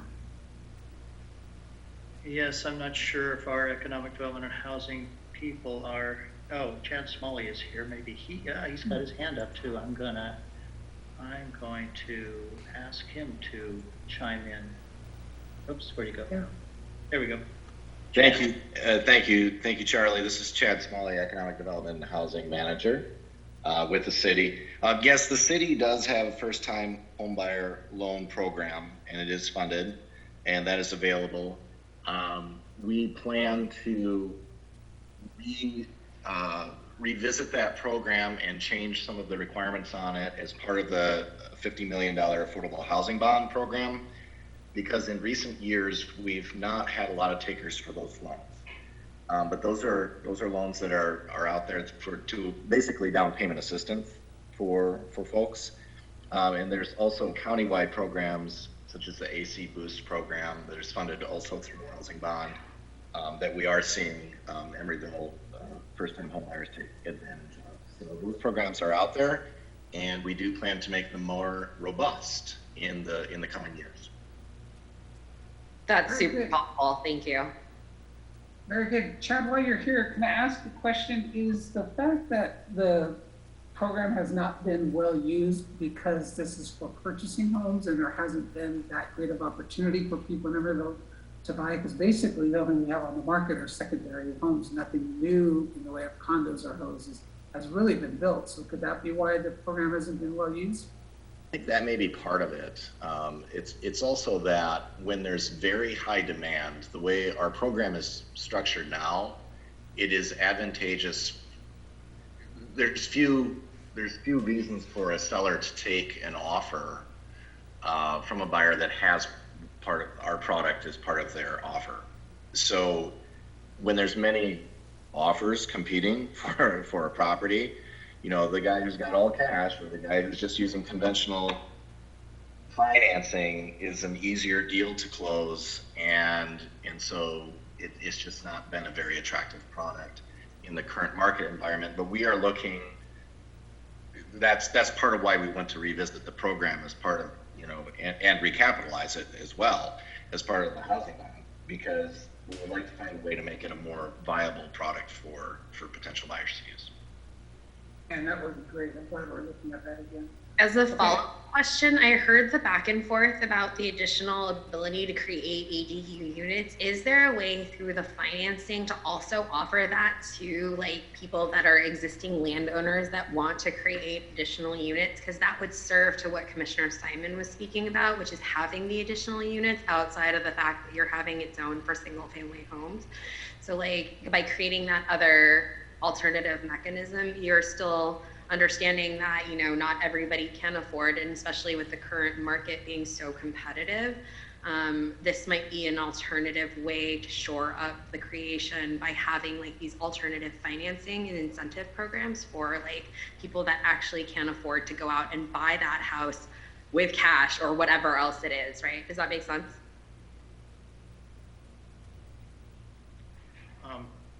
Yeah, Chad, can you chime in on that? All right, I guess I'm not.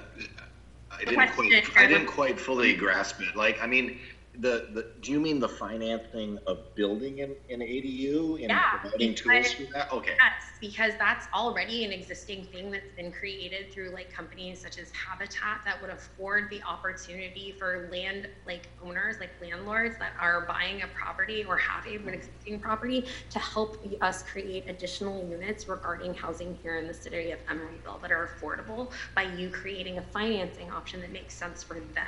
So they're being incentivized in that way. And like second mortgages traditionally have really high rates, which is why it's like not as advantageous if you're looking at a cash flow perspective. So my point here is that if the city could also create alternative financing, not for just the purchase of the home, but for creating alternative units or alternate ADUs on properties now that the zoning laws have changed here for like Emeryville as well as in Oakland, I think that that might be another viable solution in order to add more spaces or more availability of affordable units for renters here in Emeryville. Does that make sense? Yes, absolutely. And it's interesting you mentioned that, because I was just thinking about this the other day. In my discussions with folks that are engaged in programs that support the development of ADUs, thus far what they've been seeing in the marketplace is that most people are using, by and large, the majority of folks are using home equity lines of credit basically to build these. Right. And the services that are being provided in a few jurisdictions, and I think it would. I think you went on mute for a second, Chad. You muted yourself by accident, I think. I must have. Yeah, I was saying that it's usually a home equity loans that are being used for these now, and I don't think there's been too many cities engaged in creating financing mechanisms to lower the cost of capital for building these. But it's definitely something that's interesting to us. It's not currently in our program, but it's definitely something that can be discussed for the housing element going forward. Cool. Thank you for the decision. Yeah, thank you for bringing that up, because I think that's a good idea. I think the thing we have to do is twofold, is make sure that any money we give for an ADU, that the ADU unit is used for low-income families, if that's what the basis are, and then make sure that the ADU unit that they build is not used for an Airbnb or something.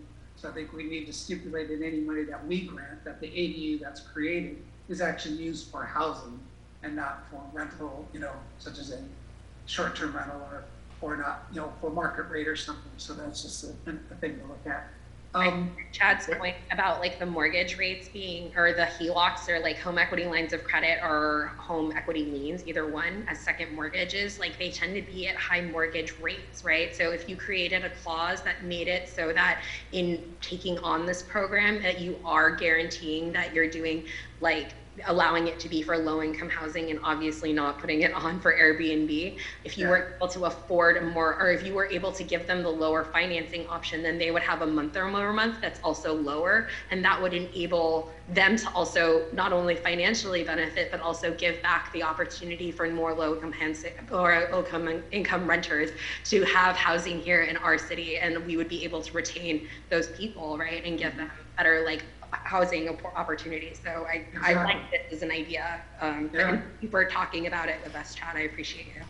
Yeah, that works very well. And Commissioner Chafe, did you want to add something or a question? Yeah, I just had a quick question about the if there's an area that's mixed use or mixed use with residential, how is that considered in terms of the zoning and the potential for residential build out on that law? Is there like a formula that's used, or is it case by case? And Jennifer, would you do that, or Charlie, would you answer that? Oh, Charlie disappeared? Depending on what the underlying zoning is. So, I mean, mixed use will have a zoning tied to it. So we use whatever that zoning is tied to it. So, and we, when we are looking at mixed use, we assume if a site is a mixed use site and it allows, say 30 units an acre, we rely on a percentage of the site, or make the assumptions that it's ground floor commercial above residential. So yeah, there's different formulas depending on the site, depending on what your zoning code and requirements say. Okay, and specifically for Emeryville, if something, I believe somebody correct me if I'm wrong, but I think one of the zoning possibilities is mixed use with residential. Is that right? And so if something has that designation, is it assumed for the purposes of this exercise that there will be some residential built on that site? Yes. Okay, thank you. And Navarre, you've had your hand up a couple of times. Was there something you wanted to say? Oh, well, I think Jennifer just provided the answer one. Thank you, Chair. I wanted to mention earlier, what was it? Oh, the concern about ADUs being used for short-term rentals. That's actually prohibited by state law. They are not supposed to be short-term rentals. So we a concern we can just take off the board for that. And then a long time ago, Henry mentioned, just our progress in achieving units, but specifically affordable units. And I just wanted to point out that chart is about issued building permits to make sure things that are really coming to life and not just sitting there languishing with, no action happening. But an example for something that does not show up on the chart then would be the 3600 San Pablo Avenue. So there's 90 units of affordable housing approved for that. The building permits have not been filed for yet. So that project does not show up on that chart. So I'm not saying that we have 100% of units by a long shot, but there are things that have been approved that are definitely in process and moving forward that do not show up. And we have 3 years left on that plan from that most recent data that was included in that chart. So just to give a little bit more context to how the information is provided and how it's updated as we go along. Perfect. Thanks for that added information. And Commissioner Zupko, you wanted to add something else? Yeah, I have one more question. Thank you so much for that. That was really helpful. My last question is, how difficult is it in the city of Emeryville to move something that's single family home over to multifamily, like a duplex? Should I answer? Yes. Do you mean, I just want to clarify your question, because right now RM is our most conservative zone, if you will. So those are the eastern residential neighborhoods, the Triangle and Doyle Hollis. And single family homes are a permitted use there, but duplexes are also a permitted use there. And multi-unit requires a conditional use permit. So all of those are different types of housing that are permitted there. We don't have only a single family exclusive zone per se. But so I'm not sure that's applicable, but I want to make sure that I understood your question. The question is actually regarding so one of the things that I've seen previously is that in converting something from like a single family home to a duplex, it's very difficult. And so my thought was that if we could accelerate or optimize or expedite the applications that make it so that you can move the thing from it being a single family home to a duplex, not only would it afford that person the ability to be able to create more space, it would also give them the incentive of being able to have the additional income. But people might not be able to make that move if they think that it's going to take them years to get through the permitting process in order to switch it from SFH to duplex. So my thought was, is there a way that we could prioritize people that are willing to go through and commit to having affordable housing by making that process easier for them so that we can accelerate more units being on the market? Does that make sense?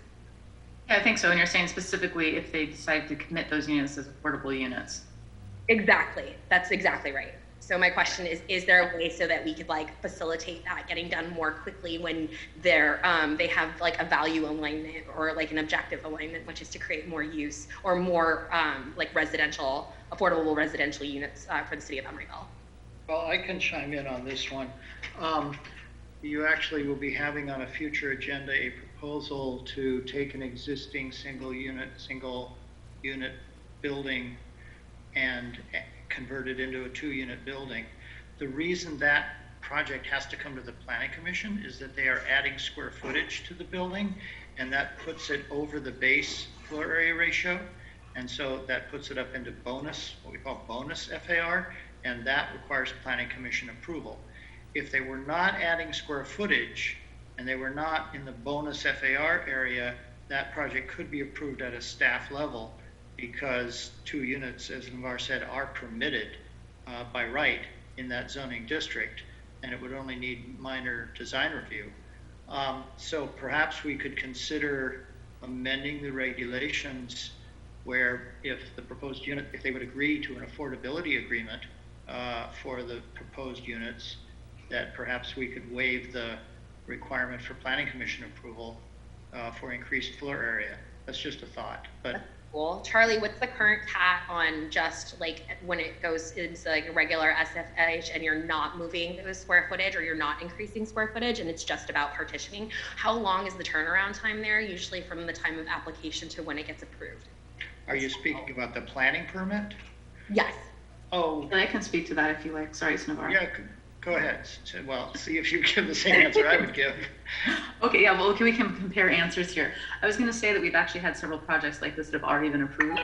And for example, there have been 2 projects that I can think of off the top of my head where they took an existing single family home and they added or modified the added square footage to the existing structure. So it wasn't explaining the footprint of the building at all. But it wasn't enough to go over that 0.5 FAR. So they ended up with 2 units, and then they also added ADUs to those projects. So those all through in less than 4 months. Cool. I like everything. Take that from 1 units to 3 in 4 months, and without do you see what I'm saying? Without as much work as if you were trying to build from scratch, probably a 4-plex, which is harder, right? So like my thought is that if there's ways for us to like paperwork and refinagle things to be able to create the additional units from like a financing side, perhaps that might be advantageous. But that actually really helps. Thank you both, Charlie and Navarre, and also Chad. Appreciate you guys. And I like the way you said 4 months that too. So I guess by planning centers, that is fast. But as a person looking at that, I go, okay. But no, Christine, sorry. Go ahead, Navarre. I was just going to say that approval times are highly variable. You know, it really depends on the turnaround turnaround time, and how many comments there are back and forth, and if the applicant decides to change the project depending on staff comments. So, you know, in my perspective, 4 months is not like a huge amount of time, but it's so highly variable depending project to project. Yeah, and it depends on how prepared the developer is as well. I think that Charlie had a really valid point where like it just depends, right? Like on how you're approaching it. Yeah. Yeah. Okay, so we can move on, but Christine, you have your hand up. Was there a comment you wanted to make before we finish up? I think we covered it. I was just going to mention to Commissioner Zepko that, you know, along those same lines, state law is sort of heading that direction, right? I think Jennifer's presentation included SB 9, which allows for a ministerial lot split. You know, that's not a conversion of a single family to two, but it's a ministerial lot split to do basically exactly what you're looking to do. And SB 35 allows a streamlined approval process for affordable projects. So that's the way state law is heading to, and you know, we're gonna keep up on the on what comes down from the legislator, but it's always good to kind of stay a couple steps ahead and think of you know, other methods that the city might want to consider before we get that ultimate direction from the state. That was literally the inspiration for the question, so I'm glad we're kind of on the same page with that. Thank you, Christine. Very good. And Jennifer, is there anything else you'd like to add or wrap up with, or did you get everything from us? Stay tuned, more to come. Chair Keller, if I may chime in here, I'm a little bit lost as to where we are on this item. I don't believe we had public comment, did we, or did I just miss it? No, we have not. So this last segment theoretically was clarifying questions. Yes. And so then we would have public comment, and then we would have commission discussion. Okay, very good. So now we will open it up to public comment. Anyone wishing to speak on this item has 3 minutes. Charlie, have you received any online speaker cards? I do not have any online speaker cards for this item, and I do not see any hands raised among the attendees. Okay, and seeing none, then we will go ahead and close the public comment period and bring it back to the commission. And before we do that, Charlotte, are we looking for a vote on this, or was this just this is just a discussion. Informational item, and we would welcome any feedback from the commission. Okay, great. So we now are open for the time for feedback. Is there any commissioner wishing to provide any? Hopefully, Jennifer, within the conversation and questions we had, you got a lot of feedback and interest. I think you guys have done a great job. It's a very complex and convoluted situation, but I think you made it kind of as clear as it can be. And we're going to hear from you again before we make a recommendation to council, right? Yes. On the Housing Commission as well, and this was like massively helpful, so thank you so much for sharing your knowledge. I appreciate it. Okay, if there are no more comments, then we'll go ahead and finish this item and move on to the next, which I think at this point. Thank you. Thank you, Jennifer. Charlie, I think we're now going to be doing the marketplace because we're moving the item 2A to the end, right? That is correct. Okay. So I will at this time be well, no, I'm not going to promote them yet. First we'll hear from Neeru. Well, can we first of all hear of any oh yes, I'm sorry, yes. Sure. Yeah. Yes, we need to recusals. State the recusals, that's absolutely right. Yes, and during this time, Christine did confirm that my residence is also a reason for recusal. So I will be recusing myself because my resident is in the marketplace development, and my APN number is 49-1556-9. And as well, my employer was part of a study that was done as a alternate proposal that Wareham Development presented. And that's a financial conflict of interest. Very good, but we'll see you back at the item 8.2? Yes. Great, okay, thank you. Are there any other recusals? Commissioner Chase, Commissioner Gitsoni. We're talking item 9.1, right? We're talking 9.1, correct? Okay, yes, I am recusing from this because one of the parties to the item is clients of my employers. So you have a financial conflict. Yes. So Commissioners Gitsoni, do I have your cell phone number? I hope, yes, I do. I can look it up. I will text both of you when this item is over so that you can rejoin the meeting. And Commissioner Chake, did you have something? Yeah, sorry, I overlooked ex parte communication on this item. Should I mention that now? If you'd like. Okay, so on June 2nd, I met with Mark Steffen of City Center Realty Partners. Okay, very good, thank you. So Kristen, we're good to go, you think? Alrighty, okay, so now we can hear from Maru, Charlie. Yes, okay. And Commissioner Gitsoni, you would need to leave the meeting at this point.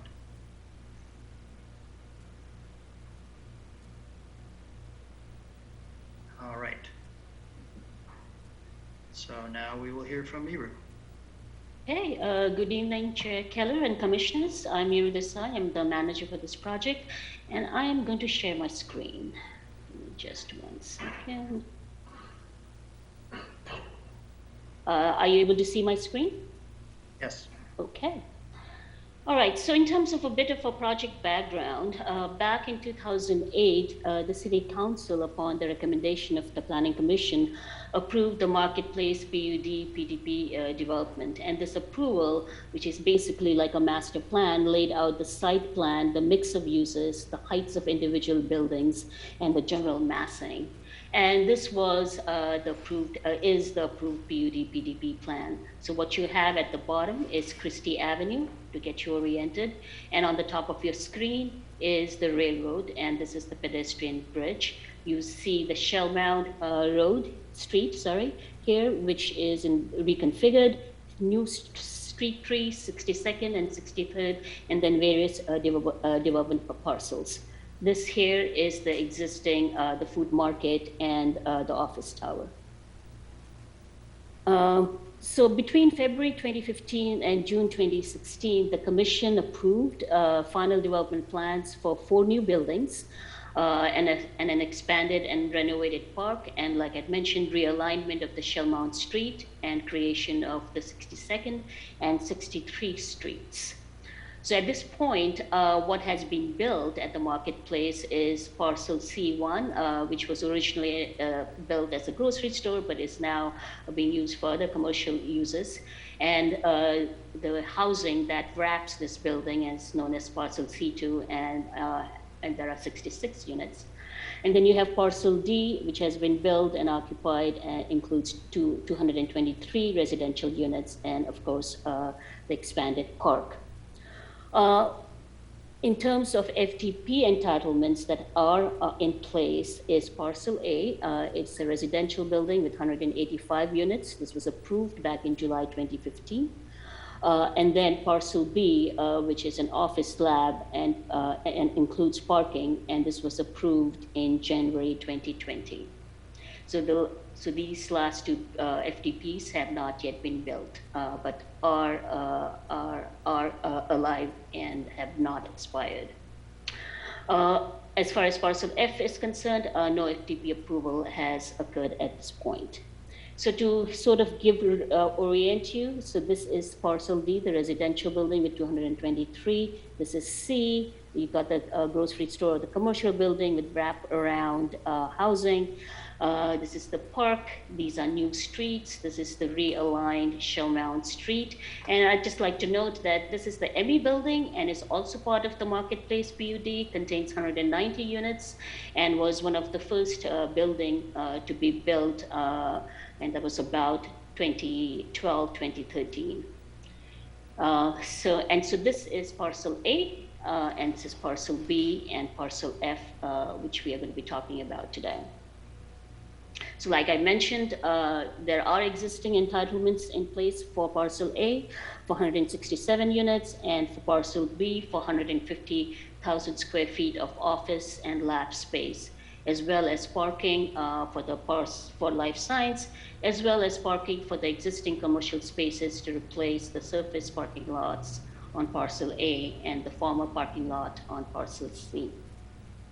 In addition, there is also a development agreement in place that was approved by the council in December of 2015, and it covers a variety of topics, including affordable housing. And what we need to focus here is on section 7.1, which stipulates that the parcel A shall include 18 affordable units. In addition, the section states that unless the city finds compelling reasons to the contrary, the affordable units shall be dispersed throughout the development, that is throughout the marketplace development. So in terms of the housing units to be built, that have been built, like I mentioned, parcel C, 66 units, 223 units on parcel D, the ME projects, 190 units, and the parcel A, we have 167 units approval, but have not yet been built. And parcel B, as I mentioned again, no housing on here, but just office and life science uses. So the project proposal that we have in front of you is for parcels A, B, and F to replace the existing entitlements on parcel A and B, which means to replace the housing on parcel A and also the amount of life science on parcel B. So what they're proposing are 4 new buildings, 2 R&D and office buildings, totaling about 400,000 square feet, 1 parking structure, and 1 housing building accommodating 18 units. So this kind of shows you where these 4 buildings are. So this is the parking structure. And I'll get into the heights and other details in a minute. So this is the parking structure. This is the middle R&D building, and this is the taller R&D building. So the parcel, the tall parcel to the north accommodates about 322,000 square feet of R&D, and it's 120 feet high, accommodating 8 levels. The middle building along Shell Mound is a 60-foot building with 4 levels, and it accommodates ground floor retail, about 7,500 square feet of that, and the remaining levels accommodate around 82,000 square feet of R&D. The parcel to the south is 52 feet high. It has 7 levels, including 1 basement level, and it accommodates parking. Parcel F, which is at the corner, is 55 feet tall, 5 levels, and it accommodates 18 units. So this is parcels A and B. So this is the parking structure here. This is the middle building with retail on the ground floor. And then this is the taller 120-foot building which is entirely R&D and office. In this building, the loading and servicing occur along, as well as some loading servicing also occurring in the middle building. These are levels 2, 3, and 4 for the 3 buildings. They're basically, TIs that tenants are expected to come in and fill out the shell. The 5th floor plan is the key level, mainly because the pedestrian bridge makes a connection at this level, and you can see it right here. On the 5th level of the middle building is a landscape roof and also accommodates mechanical equipment. And the 5th level here is your regular flow plate for R&D. And these are the typical floor levels for the 6, 7, 8 for the northern building that's accommodating R&D. This kind of gives you the sections. So this is the tall northern building, 120 feet. The middle building is 60 feet, and the parking garage is a little over 50 feet. This shows you the circulation. The garage is accessed entirely along the south end, as you can see. However, the delivery and trash is a little bit more dispersed. Most of trash and delivery occur on the northern end right here, but there is also delivery options between the parking structure and the middle building, as you can see. Excuse me, Maria, can you go back a slide? Now you say the only entrance into the garage is to the back, but what's that? Oh, that's within the garage itself. I just saw that the arrow, and that's not coming out on the show. Okay, I'm sorry. Correct. Yeah, so there are two entry and exits. Yeah. Okay, thanks. And this kind of shows you the bike and the pedestrian circulation. The dotted the dotted lines tell you the route to the bike parking, and the red dots are kind of the pedestrian from the bridge here. There'll be better illustrations of this connection in a little bit. And here we have. So this is the bridge connection to the garage building. And this is the view from the east. And this is as it lands on Shellmount Street. And the applicant has been kind of paying attention to the staff comments on this staircase and have made changes to it, and they've done that by increasing the distance between this garage building and the taller building by almost 40 feet. So from initially the space between these two buildings was about 43 feet, and now that has been expanded to about 85 feet. The width of the staircase have also been increased from about 8 feet to 20 feet to give you a little bit more breathing space. And what they have also introduced is this pavilion, glass pavilion, which will be accommodating bike parking. And this is an illustration looking north. I'm not going to get into the design in terms of materials and landscaping because the applicant will be providing that information, and in order to minimize duplication, I'm just going to let them kind of explain the materials and landscaping program that they have. Now, this is parcel F. This is the residential building that accommodates 18 units. This is about a little under 8,000 square feet parcel and 10 townhomes and 8 apartment units. And the lobby is along right here along Shelmont Way. So the height of this building is 55 feet. The townhouses obviously are on the ground level and the apartment units are on the upper levels. And this kind of gives you the elevation of the building. So in terms of the conformity with the general plan and consistency with the approved PDP, in terms of use, the proposal complies with the general plan designation, which is mixed use with residential. In addition, office and research lab uses are explicitly stated in the PUD conditions, so that is all squared away. The housing element of the general plan includes a total of 674 units throughout the marketplace project in its residential site inventory, which is a tool for assessing the city's ability to meet its RENA, something that you heard about today. This total includes 225 units on parcel A, whereas the approved FTP for parcel A is 167 units, and this proposal, there would be no units on parcel A. This is not considered an inconsistency with the general plan, since the site inventory is a tool and it's not regulatory. However, the loss of parking of residential on parcel A is a concern. So these are 3 tables. The top table kind of tells you the PUD, what the PUD approved for individual parcels A, B, and F.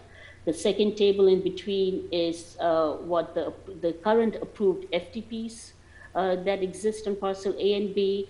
And the third table is what they're proposing with this new FTP.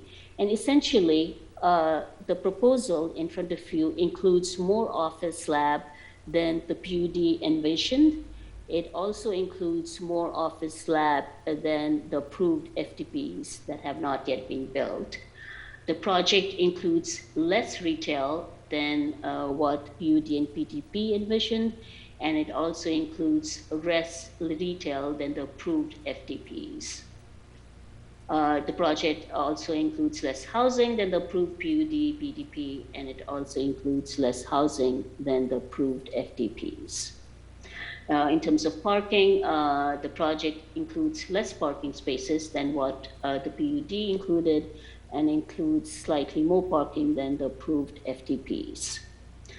The most significant deviation of the proposed FTP is the increase in office and lab space to about 2.7 times than what was envisioned in the PUD and PTP. And of course, that comes at the expense of loss in housing.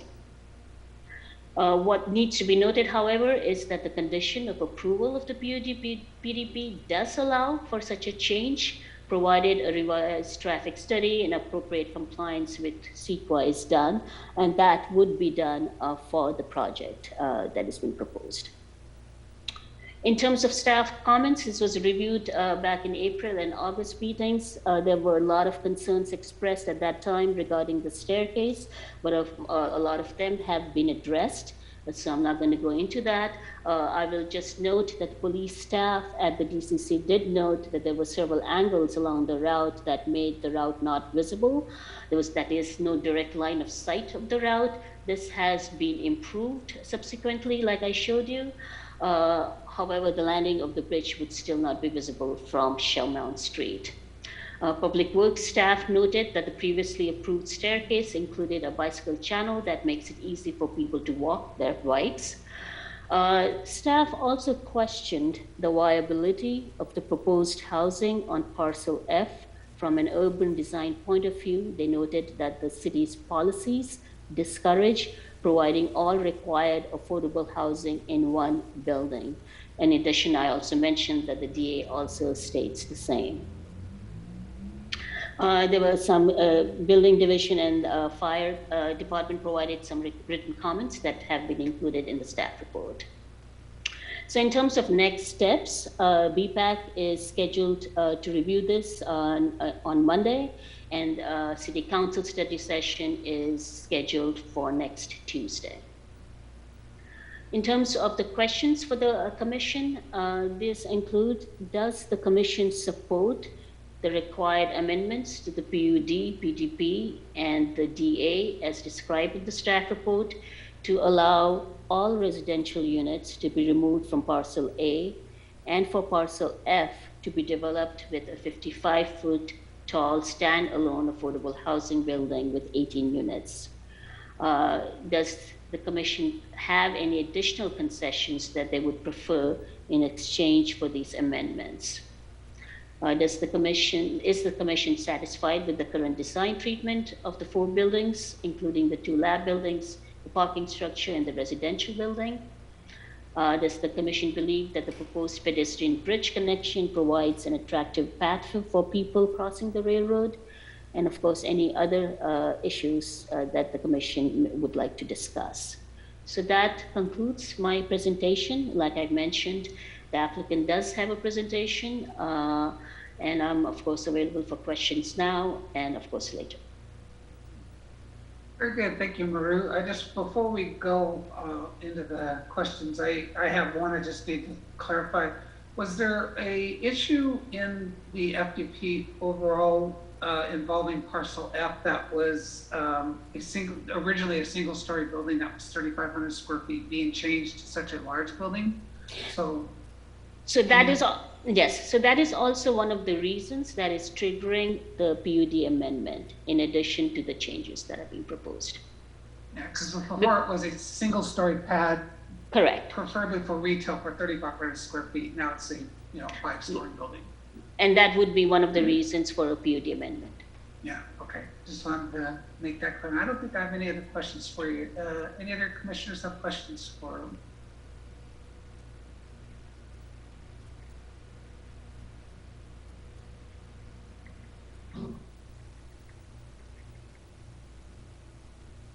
Commissioner So, Graham? yes, are the all affordable units in the one building still, or they They would be in the building of parcel F. Yes, so all the affordable units are in one building, that's parcel F, correct. Thank you. And Chair Keller, I just had a brief question. Sure, go ahead. So, Ru, can you tell us the total number of units that have been produced in this whole project so far? So that is, okay, may I do a quick, Mario, I have that for if you'd like. It's 479. all right. There's 200 in parcel 49 out of 670 something. 674. Yeah. Okay, thank you. Oh, Commissioner Zupko, or Commissioner Chake, I'm sorry. No problem. I just had a question about something that was written up in the staff report. I think I copied it correctly here. It says, if the Shell Mountain Building Tower, condition 3.A.1.d stipulates that if the Shell Mountain Building Tower is not residential, then FDP shall include at a minimum 10 townhomes above the retail and the general location of the plans. Thus, the PUD PDP requires parcel A to contain a minimum of 10 residential townhouse units. The existing entitlement for 167 residential units on parcel A fulfills this requirement. So I guess my question is, how does the existing entitlement come in to fulfill this requirement if it's now being changed? It's just, yeah, I'm trying to wrap my head around this passage, and I'm not sure I'm quite there yet. Okay, so the PUD calls for 10 townhouses on parcel A. The DA calls for 18 affordable units that are spread throughout the marketplace and that would have been accommodated in the original parcel A FDP, which is 167 units. So what they are doing is that they need to comply with the DA requirement of 18 affordable units. They also need the to comply with the PUD condition of 10 townhomes.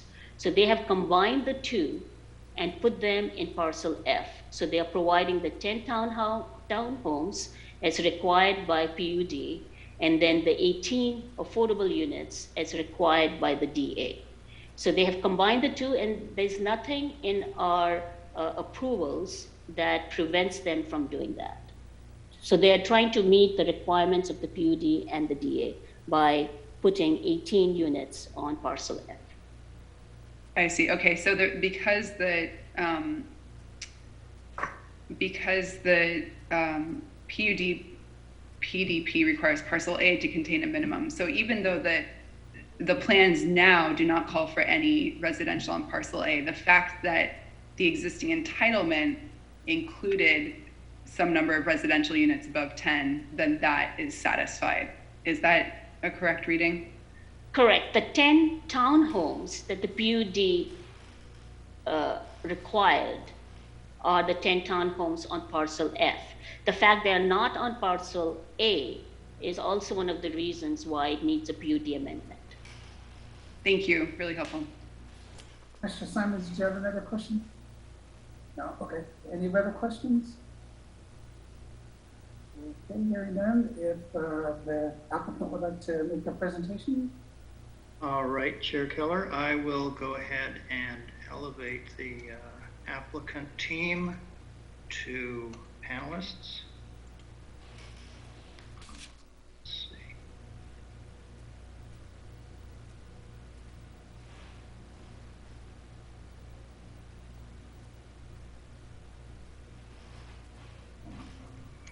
A couple more to go here.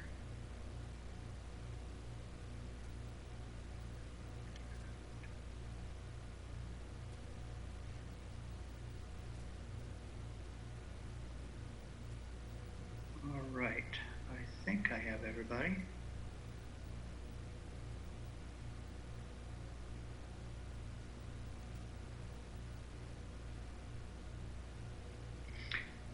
So is everybody on the applicant team that needs to be here promoted to panelist? Yes. Yes. Okay. Thank you. Ladies and gentlemen, go ahead. All right, will do. Just 1 minute here.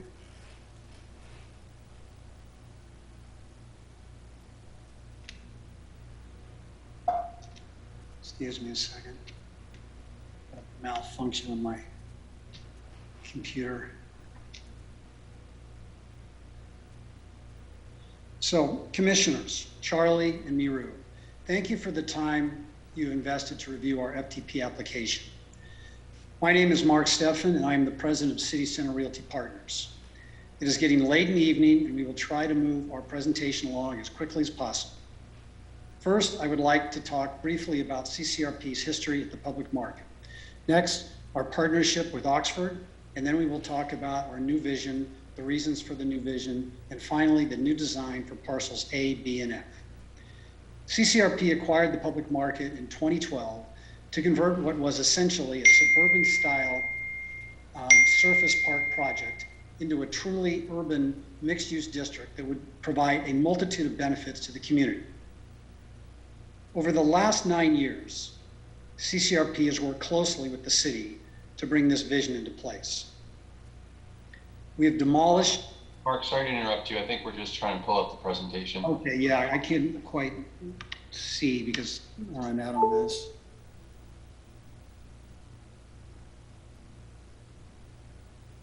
Tom, are you able to pull it up?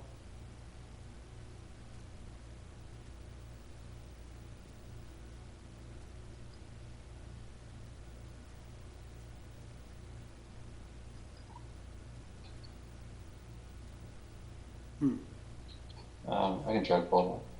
So. I can pull it up. I have it on my screen. You see the share screen? Yes, thank you. I had it up and open already. There you go. Okay, great. Well, yeah, there you go. Desktop only. Okay, Mark, go ahead. Okay. Well, just next screen, please. And next screen. So CCRP acquired the public market in 2012 to convert, well, I already said that, but over the last 9 years, CCRP has worked closely with the city to bring this vision into place. We have demolished Shellmount Street and constructed a new Shellmount Street 120 feet to the west with landscaping and bike lanes, as well as an Emeryville round and AC transit bus shelter. This work has transformed Shellmount into a two-sided urban street, which is safer for bikes and pedestrians alike, at a cost of over $23 million. We originally thought that was our original budgets were about $9 million. It ended up costing us $23 million. We have transformed, next slide, please. Next slide. We have transformed, no, go back. We have transformed an AMC movie theater and parking lot into 223 multifamily units on parcel D and 66 units on parcel C, of which 32 are affordable. The public market has constructed and delivered in total 479 units, more than any other project in Emeryville, and approximately 40% of the total units constructed, under construction, and approved over the last 10 years. Please note that we have spread affordable housing units throughout the project in parcels D, C, and in F. So all of our affordables are not just going to be located in F, they are spread out throughout the other parcels. Next slide, please.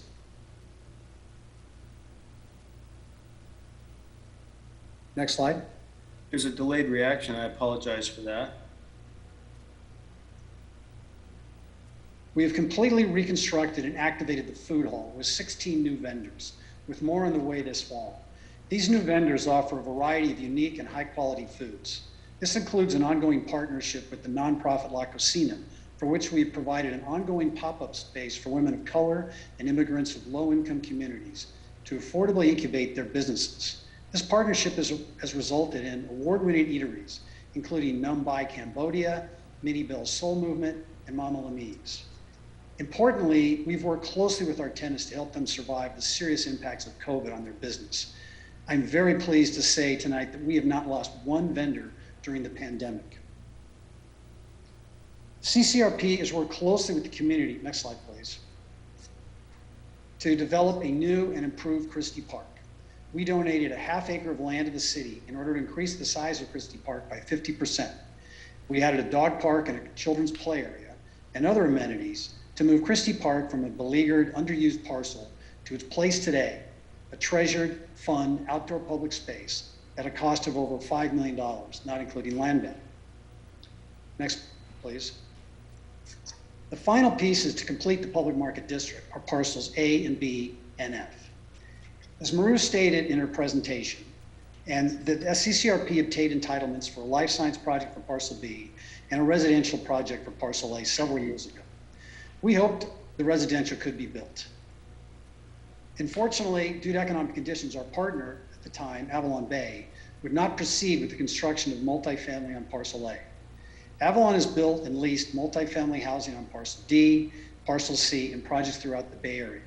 Avalon Partners was well aware of the costs and revenues to be derived from building new residential product on parcels A and would not build at an economic loss. They pulled out. Well, we at CCRP hoped for residential. We also looked at the numbers and could not find a way to build these units without a significant loss. Given that we'd already contributed over $28 million of community benefits in the Shell Mound realignment in Christie Park, we just couldn't take another loss on these parcels, specifically on parcel A. We know there's much discussion about RENA requirements. In the perfect world, I'm sure the city would like us to build the approved plan for parcel A, but we just can't do it. We can't lose any more money on this project. We feel we've already considered or already contributed a sizable share with the 479 units to date. That said, with Avalon out, we needed to find a new partner that shared our vision to complete the mixed-use district at the public market with alternative uses that would provide demand to sustain our food hall and retail offerings. After a lengthy search, that partner, Oxford Properties, working together, that partner was Oxford Properties. Working together, we've created a new design which will provide 406,000 square feet of life science, 7,000 additional square feet of retail, and as Ofer will detail a little bit later in the presentation, we've increased the number to 20 affordable residential units on parcel F. Just as important, we're creating more than 800 well-paying jobs to support our food hall. With that, I'd like to now introduce you to Ofer Zur of Oxford Properties to provide background on his company and the reasons for the new design. Great, thanks Mark. And thank you Maru for your report, as well as Charlie and the commissioners for your time to discuss the public market project tonight. I'm Ofer Zur with Oxford Properties Group, and we're very excited to meet with you as the new owners of the site and to discuss the opportunity we see to push forward with the vision and progress that Mark and the prior ownership worked with the city on. As a bit of background on Oxford Properties Group, we're the real estate arm of OMERS, or the Ontario Municipal Employees Retirement System, a Canadian pension fund representing more than 500,000 local government employees. As the stewards of those employees' retirement funds, we take a long-term view to our projects. And from a real estate standpoint, we look beyond the asset to truly engage and collaborate with the communities where we invest. We also pursue best-in-class assets and seek to create exceptional places, which is what drew us to the public market opportunity. We see public market as much more than the sum of its parts with the existing retail and food hall and a couple of developable land parcels. Public market already has a strong presence and feel to it, and we think that a thoughtful build-out of parcels A and B, including the connection to the pedestrian bridge and increased green space and artwork, can complete the district, add to the area's vibrancy as the heart of Emeryville, and serve as a great asset for us, the city, and the community. We're meeting with you tonight to review the new development scheme that we think can enhance what was previously approved for parcel B and contemplated on parcel A. We certainly recognize all the time and effort that went into the prior approvals on this site, so we've worked very hard to stay within the previously established goalposts and simultaneously achieve these modifications. Specific to parcel B, the previously approved building with lab space above parking creates several issues. First and foremost, having life science space start on the 6th floor creates issues with the overall functionality and attractiveness of that space to tenants, such as from a vibration standpoint. Second, mixing the two uses, which have conflicting column grids, has an impact on building efficiency, cost, and the duration of construction.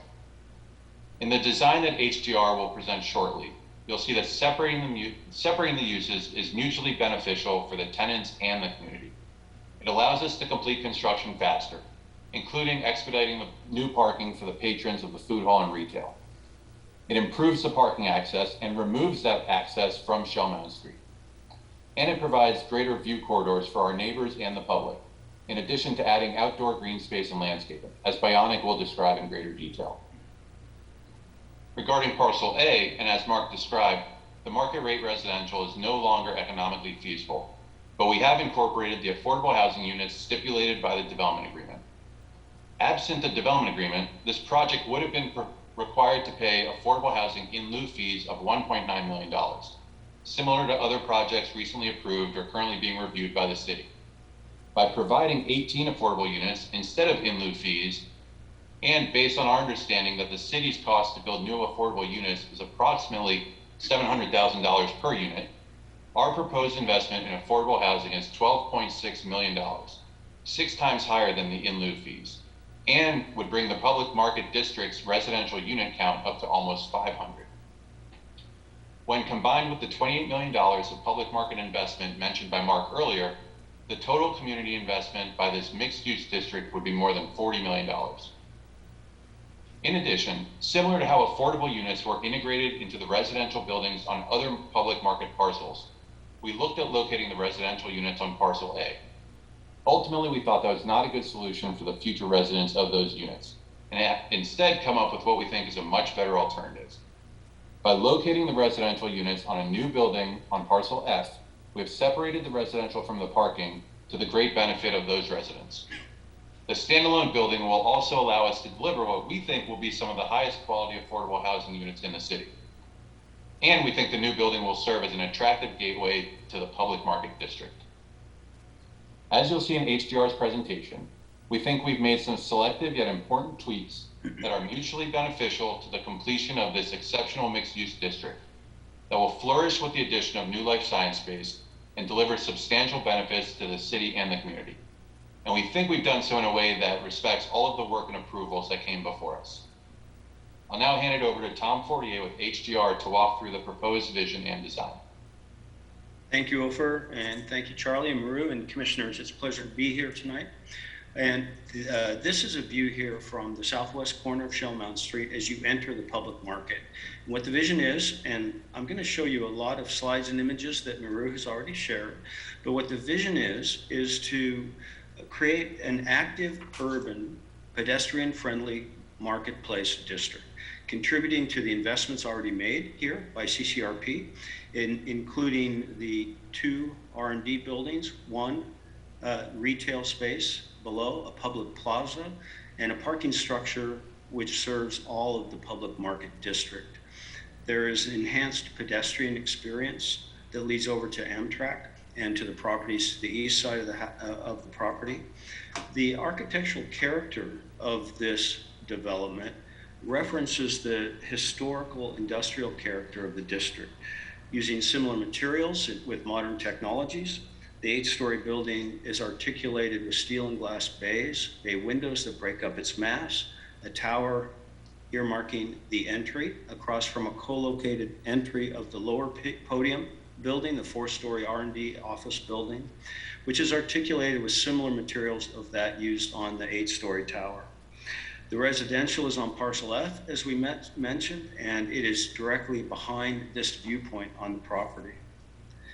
If you look at the massing, and some of this information Maru has already shared, but we want to do a quick comparison. If you look, just focus on the elevation of the 8-story and 4-story and parking structure building, we have intentionally distributed the massing such that it complies with previous approvals. The above drawing indicates the preliminary development plan that Maru mentioned, and the lower with blue is the final approval of the FDP that was recently approved in 2 various stages. Notice that all the height limit of these, or the height of each of the proposed buildings, do not exceed the approved height limit in the FDP. There has been, in particular, a hierarchy placed on the public access to the bridge with an 85-foot wide opening between that and the 52-foot high garage. As important is that connection of the pedestrian experience around the property to the open space networks that have been developed and invested in, not just by CCRP, but the city as well. We want to capitalize on those investments, making sure that that the new connections in open space, public space is complementing and completing this district. Might add that the open space is greater in area than that which has been approved in the final FDP previously. If you focus on the staircase that comes up to the bridge to the Amtrak station and the property to the east, as Maru mentioned, since the initial submittal, we've taken a look at some of the comments from adjacent property owners, from the police department. We have increased the dimension of this open way. We have relocated the stair landing at the top to align with the bridge so as to increase visual surveillance of the area. And the bottom of the stair comes out to a public plaza, which is a collection point of a multitude of people arriving and departing the public market. It includes people on foot, by bicycle, who come by rail and bus, and also those entering the garage and the parking. You can see that from the top of the landing of that stair, there's an ADA access to a public elevator that brings you down right to Shellmount Street. So every user and everybody accessing this pedestrian way have the same experience, which focuses on view corridors and the experience coming down to the entry of the market. There's really no backside to this development. The east side is treated as important as the west. The tower is articulated similarly with the bay windows, capitalizing on the views off to the east. The lower massing and of the parking and the pedestrian route retain view corridors up at a higher level, which were blocked by a 90-foot building in the approved FDP. There's also a carving away of the parking structure where the bridge comes into a landing at the corner of that parking structure. And if we zoom in, I'm sorry, this is out of order. There we go. If we zoom in to that landing, it's also a collection point per se. It's at this point that you can access the garage and intercommunicating stair for levels of the garage. You come down the grand stair and then this route here to the major elevator.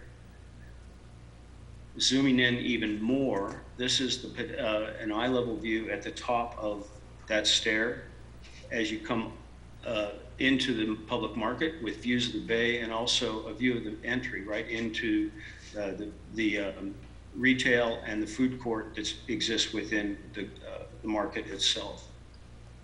The parking garage is designed is designed in a similar vernacular. It's articulated with a scale of material. It breaks it down to more of a human level. The corner is eroded away with landscaping, and there's also landscaping on each of the facades the planting material of which will grow out onto the structure and providing some softness and visual interest. There's also array of photovoltaics on the roof, which not only shade the cars, but it provides renewable energy source to the development. We're going to shift briefly to parcel F, the housing, and to reiterate some of the points that Ofer hit on. We do believe that this is much better, a higher quality residential project than that when it's tucked into a garage. It's a unique residential community. It's a building that has 4 sides exposed to light and air.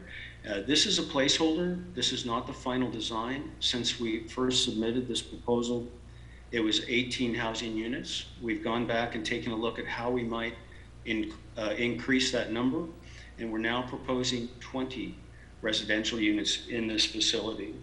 And that's what is included in some of the updated material that we sent. What we have right now is, for some reason, when I click on this, I'm going backwards instead of forward. So bear with me here. The materials of this building would be similar as that developed on parcels C and D. So the units include, there are 20 units. There are 5 one-bedroom units, 10 two-bedroom, and 5 three-bedroom units. They're all affordable, with 15 of them being family friendly. The upper left diagram shows 4 that are on the lower level you access from Shellmound Street, and the levels 2, 3, 4, and 5 you access from a lobby on Shellmound Way on the south side of the building. I'd like to introduce Dorka Keene with Keene on Art, for those who don't know Dorka, and she's going to give you an overview of the goals for the art. Thank you so much. Good evening, commissioners and members of the public. It's a pleasure to be here to provide a brief overview of the Market's Public Art Program. As you may know, the city requires a public art master plan for development projects. We developed an initial plan that was reviewed and approved by the city's Public Art Committee and the general manager in July 2020. As the life science building and parking structure have gone through significant changes, we will be returning to the Public Art Committee to review new locations, types of arts, and the pool of potential artists. The goals and the curatorial vision that you see here will remain the same and are from the initial plan. They reflect the vision of the developers as well as the city's art master plan and the Shellmound District Art Plan. On the left is a rendering of the artwork that will go in Christie Park by local artist Sophie Ramus, that I think is a wonderful articulation of the goals. Next page, please. The total public art budget is approximately $4 million. The previously approved locations are noted in blue. They include Christie Park, the Public Market Courtyard, and the Stairwell Plaza. The new locations, noted in red, are on the north side of the Life Science Building and the south side of the parking structure. These will serve to welcome those who will work, live, and visit the Public Market District. I'm now going to turn it over to Sarah Moss Thompson from Bionic, who will discuss the landscaping for the project. Thank you, Dorka, and thank you, commissioners, for being here this evening. Can everyone hear me? Yes. Yes, great. My name is Sarah Moss Thompson with Bionic, and we are the project's landscape architect. This is a tight urban site. Our team is using urban landscape solutions to transform the existing vast parking lot, narrow sidewalks, and uninviting pedestrian bridge into a vibrant, activated, and connected streetscape and public realm. We understand from your general plan that this is envisioned as a pedestrian priority district at the city core.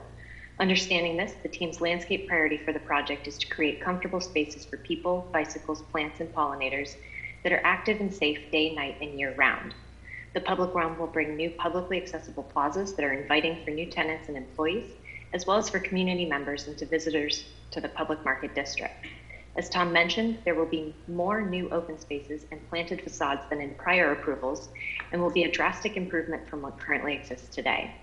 The spaces will offer a variety of public amenities and flexible seating for a range of programming and use, as well as garden-like spaces that are integrated into the streetscape and building facades and terraces for intrigue and to soften urban edges. Next. We also understand from your general plan that this site is a critical node to connect Emeryville together, specifically expanding Emeryville's open space network and linking this district to the Emeryville Greenway. The proposed plazas, wide sidewalks, open air stairs, and designated bicycle lanes are strategically located to connect across the bridge to Amtrak and the Emeryville Greenway to the east, Christie Park to the west, and the extensive Emeryville bicycle network. Coordinated with signage and wayfinding, the public realm and wide staircase is designed to create a generous and highly visible connection to and from the pedestrian bridge and Eastern District, and to orient people to the Public Market District. The streetscape improvements are designed to prioritize pedestrians and bicycles, including safe crossings along the entire Shellmound Street corridor. The design expands upon the existing durable materials palette of the public market. It includes a new set of streetscape furnishings to create interactive public spaces throughout the corridor, to serve as a complement to the building architecture, and to tie this entire district together as one connected, attractive, and iconic addition to the city. Next. Lastly, the plant and tree palette is designed around the existing plants and trees in the district, as well as the City of Emeryville's preferred climate resilient tree species list, including native oak trees. These species attract pollinators. They are native and adapted to thrive in the Emeryville urban climate, and they will expand habitat in this urban portion of the city. The selected plants, trees, and vines, some of which you can see on screen, will line the streetscape for pedestrians to enjoy, and are also strategically located on building facades and terraces to blend into the larger landscape view of the bay and for visibility and enjoyment from afar. And I'm going to hand it back to Ofer to conclude our presentation. Thank you. Great, thanks, Sarah. This final image here is the proposed development at full build out. So again, I'd just like to thank you all for your time, and we look forward to engaging in a discussion with you about our plans. All righty, very good. Thank you very much for the presentation. So I'd like to bring it back to the commission to see if there is anyone that would like some clarifying questions of the applicant.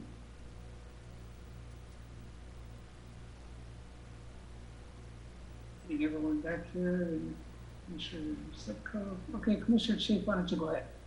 Thank you for the presentation. I had a question to start, which is if you could speak a little bit more specifically about the economic conditions that make it infeasible to build residential on parcel A now.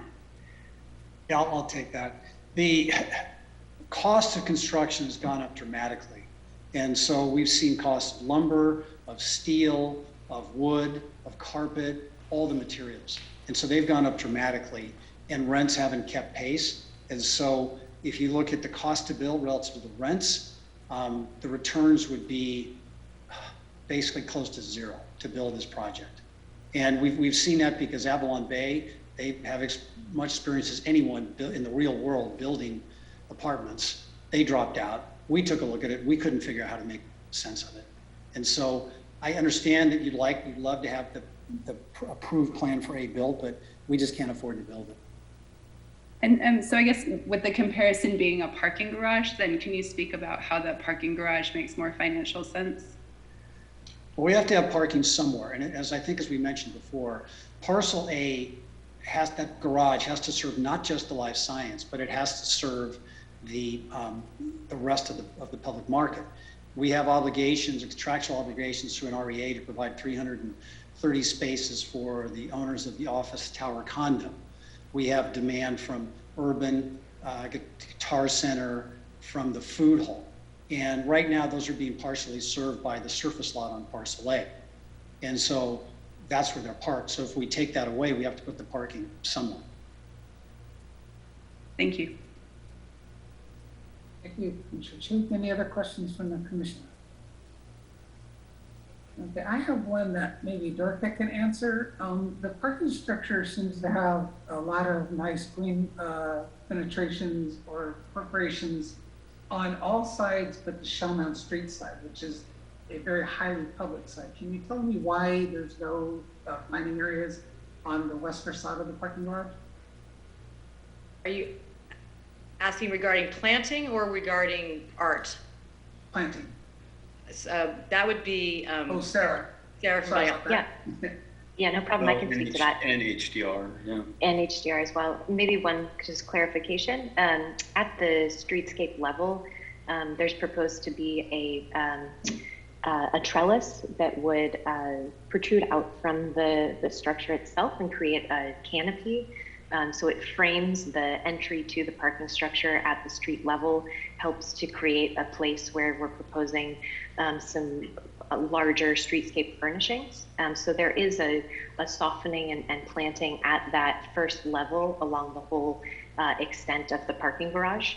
And then the upper floors, I'll let HDR Tom speak to that, ties into the rest of the facade. And Tom, maybe you can bring up that rendering, because we have a rendering that shows the more close to the street level of that vegetated awning. Yeah, you can see that here in this, yeah, in this location here, which extends all the way across that. First, let me just reference back on the east side and the south side, and specifically, we are concerned about some previous comments from neighbors on the east side of the tracks about the appearance of the development in their view corridor, and the attempt to erode the west side, the east side of that building. We have gone through, and let me just go, here we go, here. We've added these openings and added the landscape all across the south and all across the east, so that the neighbors across the tracks are not looking at more of so that we're softening up the edges of that building and eroded the corner and added landscaping in that area there. Now, as far as the Shell Mound Street with the landscaping at the pedestrian level that Sarah just referenced, that is, let me see if I can go back to that. That canopy is right back at where the pedestrian connects and experiences a direct relationship with the structure itself. Up here on this ADA access to the elevator, again, you've got people up against the building. So we have given a hierarchy to places where people contact the building or where neighbors view onto the building. I see that, and I like all sides but the west side. I think, you know, with the apartments proposed across the street, they're going to be looking into this structure too. So what I'm saying is I'd like to see some of those planter boxes translated over to the west side of the building as well, because I think that what it adds to the overall look of the garage, it kind of eliminates that look of a parking structure and makes it look living. And I don't think the awning is going to convey that same feeling from a distance as the, you know, north, south, and east side does. So my recommendation would be to add some of those, maybe not as many because you have the awning and et cetera, but I just think the western facade looks pretty flat and kind of terrible from the view unless you're on the sidewalk. So It's a keen observation and recommendation. We'll certainly look at that. Yeah. But I just want to know if there was a reason, like if it's getting too much sun and the plants wouldn't grow there. That's why it was a question. So comments will be later on.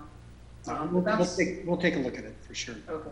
That's the only question I had at this time. So are there one last time for the commission before we open it to public comment? Commissioner Graham. Thank you for your work. These are really beautiful to look at it. Good job.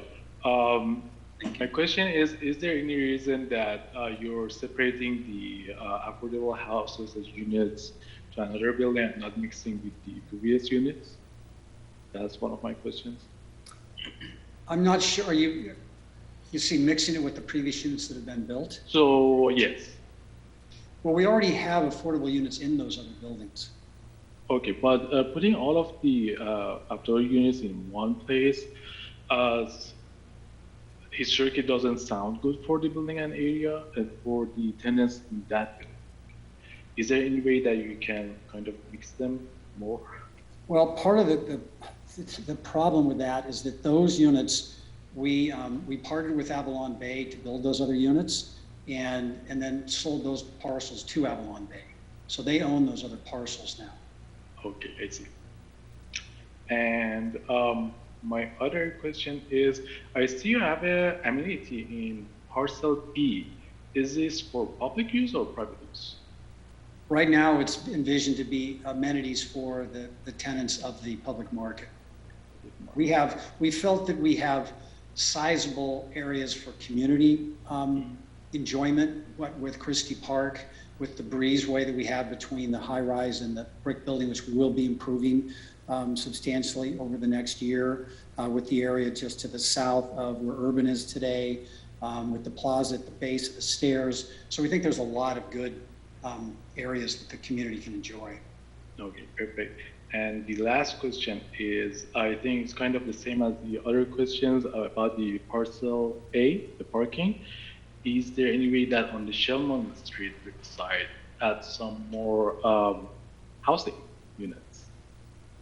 Well, the problem, the last piece on Shellman is just that parcel F. And then otherwise, it would be really difficult to build higher there because sorry, someone just came into my office. It would be hard to build higher because it's already 5 levels, and then as you go taller with that small of a footprint, it becomes extremely expensive. Okay. How about having like one side of the parcel A to the Shellman Street, keep a portion of it as a housing, the back side for parking? Is it possible to have something like that in mind? Well, we looked at that, and we felt that it would be a much better experience for the residents to be in their own building with just residents, as opposed to be put on the side of a parking structure, which would be much busier. amazing. Yeah, and if I can add on to Mark's comment, there's also an issue regarding light and air. And not only are you adjacent to the cars and below cars potentially, but you end up with these long, deep shotgun barrel type of units with apertures only on one side of the housing. It's very challenging. So there are multiple reasons here. Nice. It seems that's going to be a south side. I think you're going to get the best lighting out of the property. But thank you so much. These are really beautiful. These were my questions. Thank you, Mayor. Commissioner Graham, did you have another question, Commissioner Chief? Yes, thank you. Sorry for the multiple interventions. No worries. I saw something in the staff report about a bike channel on the staircase, and I'm sorry if I missed this in your presentation, but is there currently a bike channel or no? There'll be, yes, there's a bike channel. If you look at that line, it's kind of right there. That's to indicate the bike channel. Got it. There'll definitely be a bike channel there. Okay, great. And then the other question I have is building on another comment about availability of open space for public use. So you mentioned that there's the plaza down below. And then can you just clarify for us, on the upper levels of all of the buildings, is there any open space that's envisioned for public access right now? No, it's the top of the podium building would be for the tenants of the life science, and really that's as much from a security reason as anything else, because as they're conducting their science, they want to keep it private. But the top of the stairs coming over from the bridge, there's an open plaza there, which would be great to view the trains. We heard that at a comment from one of our other meetings with the folks from the terraces. And then along the pathway to the elevator, there'll be landscape, there'll be some furniture there, and there'll be great views toward the bay and even the Golden Gate Bridge. And is that last space, is that adjacent to parking? Is it basically just like a perforated wall that would separate people there from the cars? Well, go ahead, you can take it, Tom, but it's basically... Which wall? Are you talking about this one here? No, the top wall, the green wall. So there's the top green yeah. wall. Yeah, that's a green wall with planting material. And yes, the cars are just beyond that on the other side. And it's very early in the design phase, and we're still investigating materials that would be in between the green walls. Thank you. Okay, are there any other questions? Scroll through here, see no hands up. Okay, so I will bring us over to now the public comment portion. Now is the time for public comment portion of the meeting. Anyone who wishes to make comments related to the item should have submitted their online speaker card. 3 minutes will be allowed for the Commission Secretary to read your comment into the record. If they are participating in tonight's meeting by Zoom, please use the raise your hand feature visible on your screen, or if you're calling in, press *9. At this time, I'll ask the Director if we have any comments that have been received by the online speaker card, or if anyone has raised their hand for audio comments. I have one online speaker card. I, at this time, do not see any raised hands. Okay, very good. You want to go ahead and read the speaker card?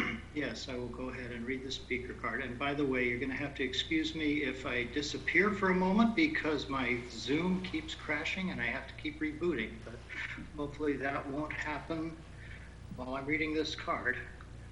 This is from Lisa Findley, 6019 Christie Avenue. It says, start by saying that I submitted comments for the previous study session on this project. While the developers have made some adjustments, I still object to the proposal as shown. Specifically, the overall project is still essentially a single-use office buildings. Here, a huge parking there. 1990s kind of project that ignores the previous ambitions of the city to have a lively street life, day and night, and a robust residential feel. This was especially the case in this neighborhood of Emeryville. Given the issues with the city meeting the regional housing targets, this kind of retro suburban design seems especially problematic, in part because it abandons the previous housing project that was approved for the site, but it also because pedestrian crossing at Railroad, while the developer has made some improvements to this, the alignment is still a concern from a safety point of view as well as from an urban design point of view. The area where pedestrians arrive from the bridge is still hidden from Shellmount Street and still feels unsafe. In addition, given the maintenance issues with the existing elevators and stairs, This hidden area will likely attract unwanted activity. The urban design conversation for years around this link is that one should be able to see the bridge, should be inviting, welcoming, and clearly seen from Shell Mound, that the pedestrian urban connection of 59th Street through the public market is a key priority, and that this connection should be a priority for any developer of the parcels. The way it is now, it is still incidental to the development. Why not simply make the gap between the buildings align with 59th Street? Contrary to the city's own rules, this project still fills Site F with a building that only has affordable housing units. The city has routinely insisted that affordable housing not be segregated from, but rather integrated into market rate housing. Site F is also on what is already an incredibly busy corner. It will be made much busier with the proposed project, and it aligns housing across from the very busy driveway for a huge parking lot. Headlights in people's windows, exhaust from idling cars, unsafe area for children, etc. In this era of consideration of economic and environmental justice, placing this affordable project on this bad site is just plain cynical. I urge the Planning Commission to continue to apply its good sense, its commitment, past and present, to our residents and to our future to this project. And that concludes her comments. There are a lot of items there. This is just a time for public comment right now, so we'll wait till we close that. So, Charlie, are there any other raised hands? There, I see no raised hands among the attendees. And let me go back and check my email one more time. I have not received any additional online speaker cards, so I think that concludes the public comments. Very good. So at this time, we will close the public comment. We're going to bring it back to the commission, but we will also give the applicants some time to address some things. So we'll have other things to address through the comments of the commission. So we're going to go to the commission, and I'm just going to call on people and see if they have remarks, so we can get through this and make sure everyone has a chance. So I'm going to start with Commissioner Zepko. Do you have any comments on the partner?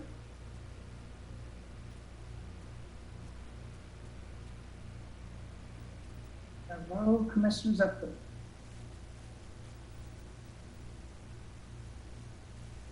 Rebecca, are you there?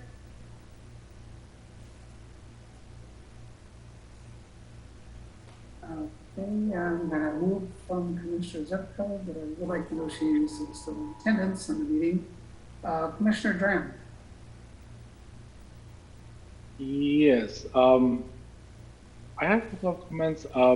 First, when we are checking the general plan, it insists that we need more residential units. This is a really nice project, but I hope we can fit more units. And the other thing that we mentioned before, separating a building is not in interest of the community, and if we can reconsider that and kind of mix it with other units, other place. I know we don't have a place to put, maybe add more. That's my second comment, and I think that's it. Great. Anything else comes up, we'll ask you again before we go away. Okay. Chair Keller, excuse me, may I just interject for a second?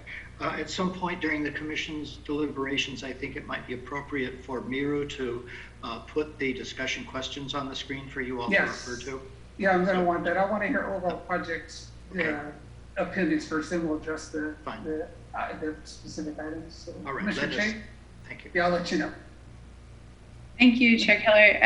I just want to say thank you to the project presenters today for helping us to understand the project, and also for all of the improvements that have been made to Christie Park and Shell Mound, which have definitely improved the area. And I am one of the many people who enjoy going over there and taking advantage of those improvements. I appreciate a lot of the changes that were made to the staircase vision and opening up some open space and improving greenery on the parking garage specifically. I think that the bike parking is interesting. I mean, I haven't seen any more than just the outside design, really. I haven't looked at it.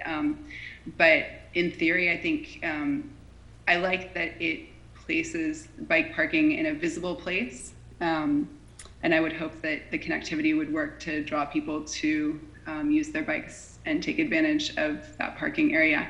One thing that I was just reflecting on is that it's really concerning to me that I only heard public transit mentioned very briefly tonight. I think it was mentioned in terms of an added AC transit bus stop or upgrade.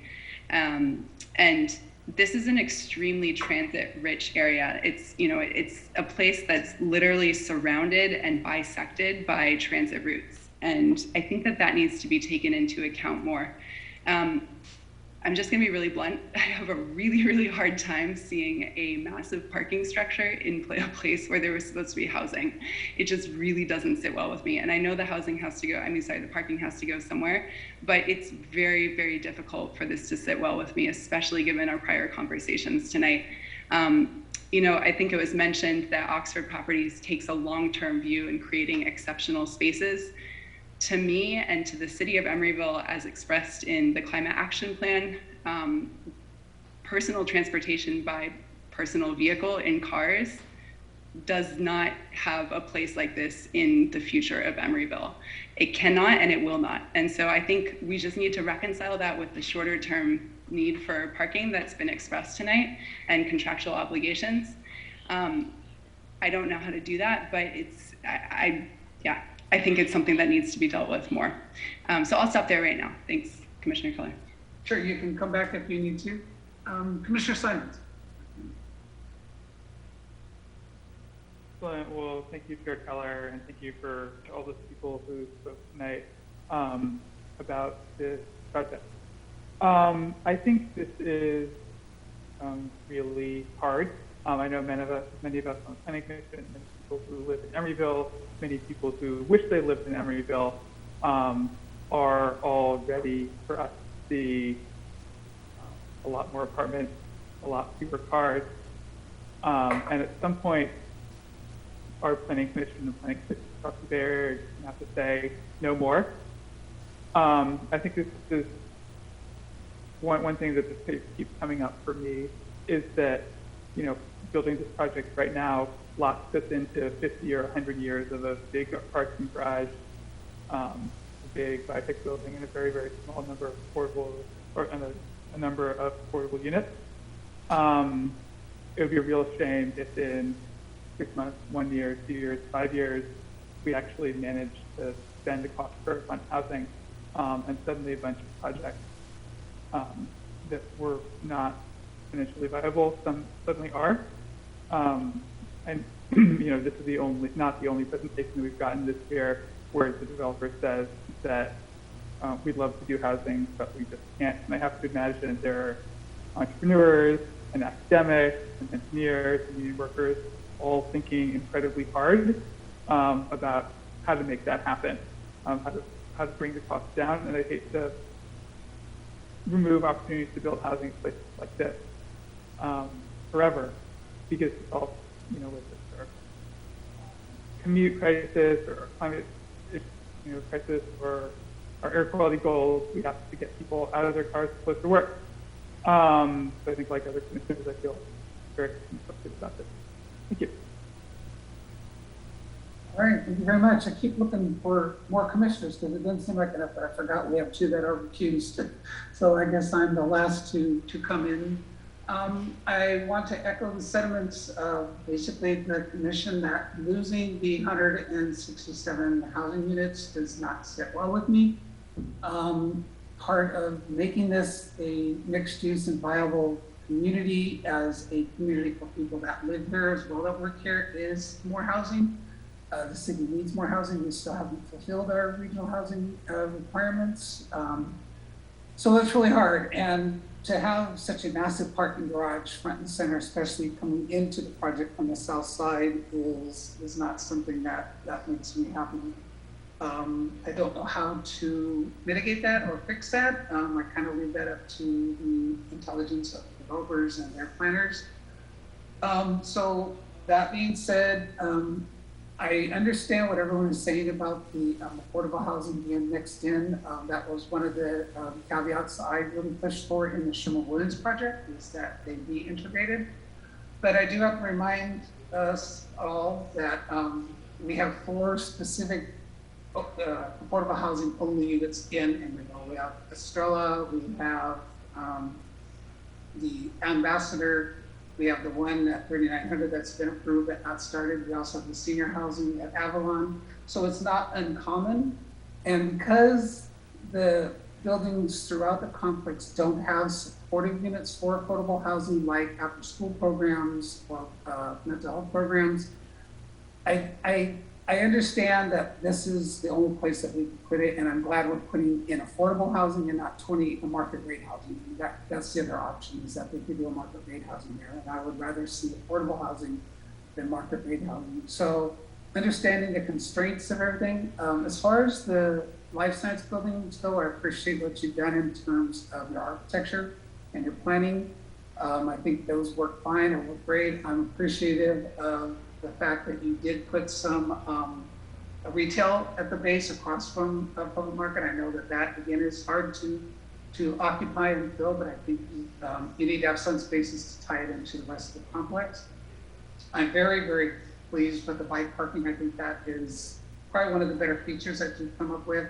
I would like to see that done with a green roof, not as a possibility, but I would like to see that as a definite, as well as the solar on the roof. Again, I don't want to see it solar ready. I want to see the solar installed with the project. I agree with Mr. Chafe. This is a transit-rich area, and you guys have been beneficial or instrumental in helping that. And so I would like to see you play off with that by requiring a very robust TDM measures with your life sciences groups in both of the buildings.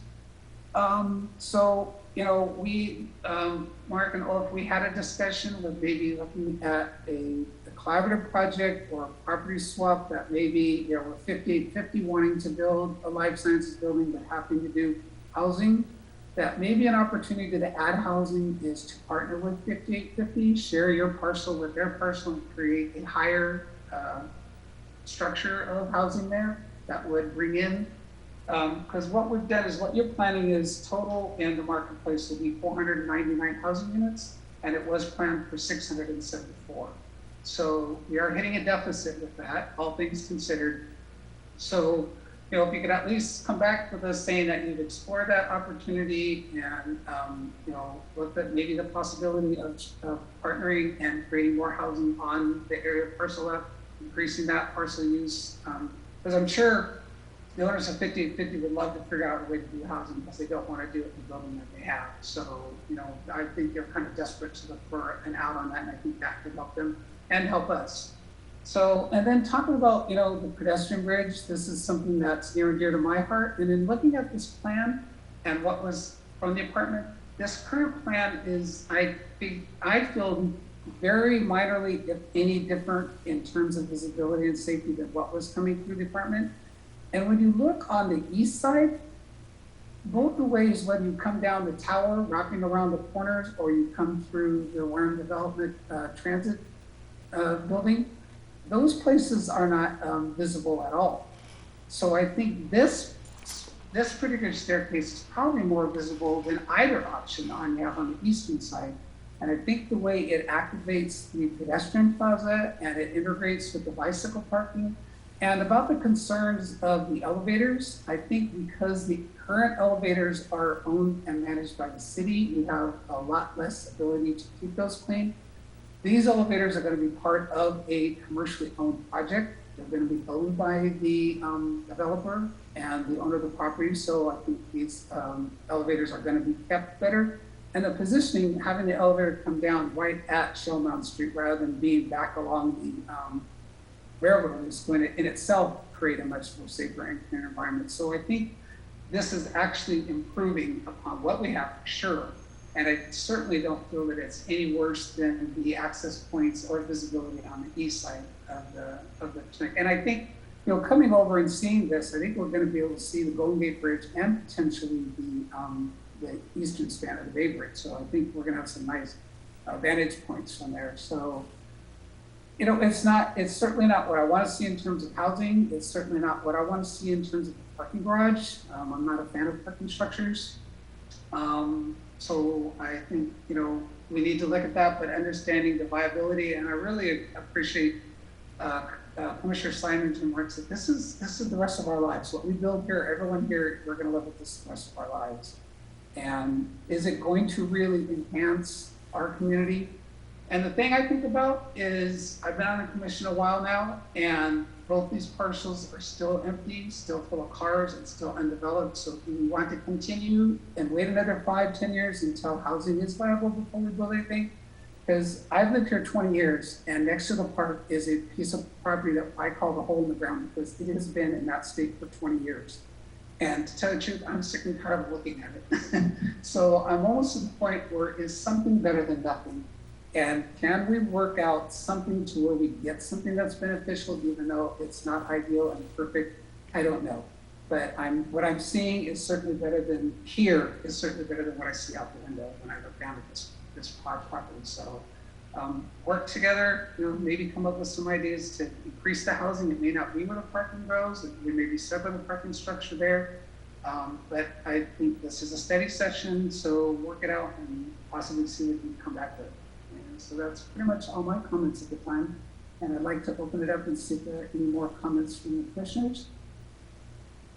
And if not, if you guys could stop staring here, sharing your screen, and Maru, if you could bring up the points that we need to address, that would be helpful. We'll kind of help you guys with that. And again, what I'll do is call out the commissioners. So these are the 4 items that we need to consider. And so let's start. I'll start at the top now and start with Commissioner. Oops, where did they go? There you go. Okay, so Commissioner Chafe. All right, so amendment to the PDP, NDA. I, at this point, do not support an amendment to allow all residential units to be removed from parcel A and for parcel F to be developed as a standalone affordable housing building with 18 units for the reasons discussed. In terms of additional concessions that in exchange for amendments, I don't really feel like I can address that right now. I think I would need to know more about an updated proposal if there were one in order to talk about potential concessions. But I do think that, probably one of the top things on my mind right now is the loss of housing that could be built there.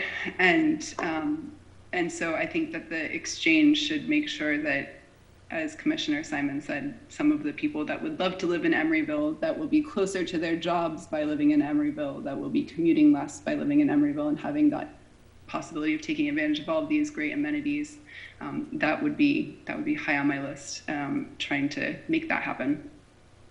Design of buildings, I mean, in general, I think the design is good. I like that there's a lot of attention to reducing the urban heat island effect through green roofs and integrating green infrastructure and plants into the buildings, as well as solar.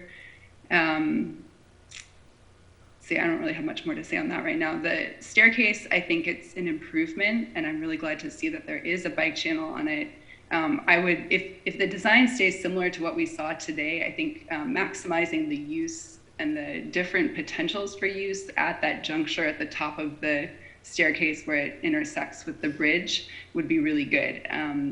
I can't remember if I've mentioned this in a meeting before, but we had my son's second birthday party on the public space that overlooks the train tracks on the east side, because there were a couple of places to sit down there and we could watch the trains, and that was exactly what we needed. So having space for people to do different things and hang out and make it enjoyable would be really nice.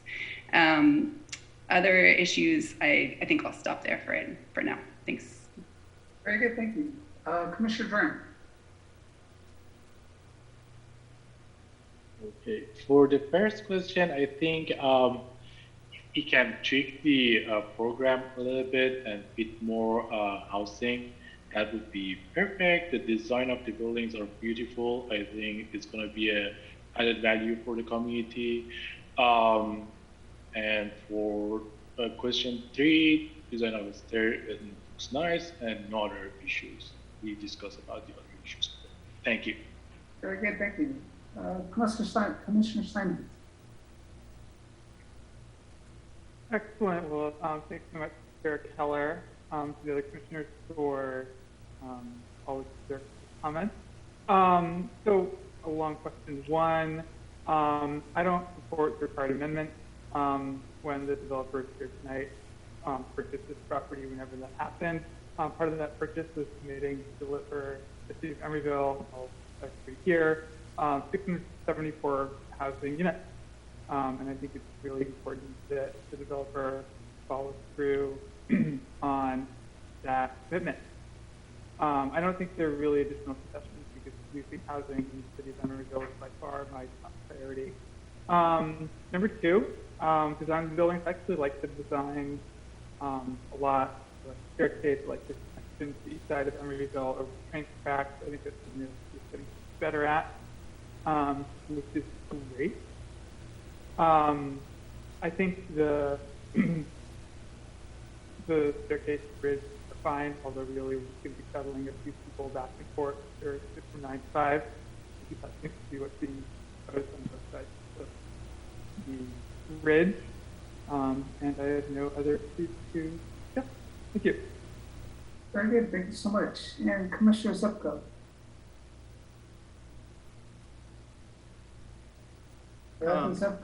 Yeah, go ahead, Charlie. It appears that Commissioner Zepko may be having technical problems, but I would note for the record that we still have a quorum for this item, and there's no vote being taken in any rate because this is a study session.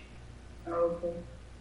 So we'll pass over Commissioner Zepko then, and I'll be the last person.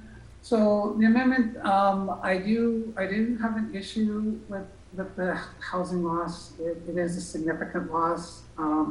You know, and I just had another thought is maybe what you guys could do is, you know, extend partial F north and take up more of that smaller parking lot and that little green island that has the dying sycamore trees in it, you know, expand that area if nothing works out with 50/50. I just think we need to see more housing. I understand the whole thing on the east side of Shell Mound that, you know, I wouldn't want to live attached to a parking structure. I don't think that is going to work. I understand that the need for parking with lab buildings and office tower, the public market, etc. I like the lab buildings. You know, I think I have an advantage over most here because I work with lab buildings at the university, so I kind of understand their complexity a little bit more. So I understand that, but I think we just, you know, going from 167 to 20 is just, it's hurtful. And, you know, we're really in a hurt for the area, and losing the original concept of the whole side of Shell Mound being retail, you know, having just lab buildings at night, they just don't provide much community engagement. And so if we can't have that and we can't have the retail, or we have the lab buildings and we don't have the retail, I think it's important that we do something more about housing. So I really agree that we need to look at that a little more stringently. I'm totally satisfied with the buildings. Even the parking structure, one of the better ones. I would just like to see the west side more greened up. But I think everything, as far as we've seen, is decent. And, you know, as we described, I think the pedestrian bridge is fine. Kind of basing off of what Commissioner Chapin said is maybe cantilever something off of the bridge to where you can extend it to have some theater seating or something that really takes in the view where people can go have lunch, be in the sun. Do something to make that space a little bit more conducive to where people can stop and really enjoy the view, because it's going to have the best viewing place on that bridge. And I think that might tie it in a little better and give us a lot more eyes on the street, or whatever is still a little out of sight. I don't think there's any other issues, but I do love the fact that you're really paying attention to bicyclists, that you're not shoved in some dark corner of the garage. I really, really appreciate that. But I think, you know, looking at better TDM measures, especially for, you know, I know a lot of people work at night a lot more, and so they're going to drive. But for those that come in the daytime and stuff, I really want to see them encouraged to take, you know, alternate transit sources. We have so many. So I think we really need to do that. So I will leave it at that and just run through the commission real quick because we have one more item and just see if there's anyone else that wants to add anything. Quickly, not seeing anyone. Staff and the applicant, are you guys okay? Tom, you had kind of wanted to make a comment. Do you want to finish that thought up here? Yeah, I mean, Tom, I don't know that we need to address. I can hold off on that. It was, yeah. Okay. But we appreciate you, commissioners, taking the time and providing your feedback, and we'll regroup tomorrow and over the next week, and we'll consider what you suggested. Yeah, and I echo Mark's comment. We thank you all for your time. We are spending a lot of time on the residential. We hear you about it. We are open to alternates, such as Chair Keller suggested. So we're looking at kind of anything we can do to alleviate the concern on the residential. One option that we've thought about is if in lieu of building the building, we contribute the funds that would otherwise go towards that construction towards, building more units on city-owned parcels. That could be an option, but we're spending a lot of time on it. We hear you on it. We'll keep working on it to see what we can do on the unit count. Very good. That's all we could ask. We appreciate that. Okay, with that, we'll end this item and we'll move on to, gentlemen, thank you very much. Thank you. We'll move on to our last Thank you. item. We have item 9. We have item 8.2, the 4-unit replacement on 64th Street. Right. Chair Keller, I have texted Commissioners Gitzoni and Vice Chair Mendez to let them know they can return to the meeting.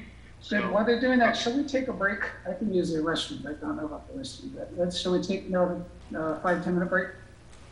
Sounds good to me. Okay, let's do that. Charlie, do you want to take me out of the meeting and? Okay. Yes, and you want to go to an attendee, is it correct? It doesn't matter to me, whatever is easiest for you. Well, I can do that because we still have commission comments at the end. Okay, sounds good. So let me move you to the attendee room.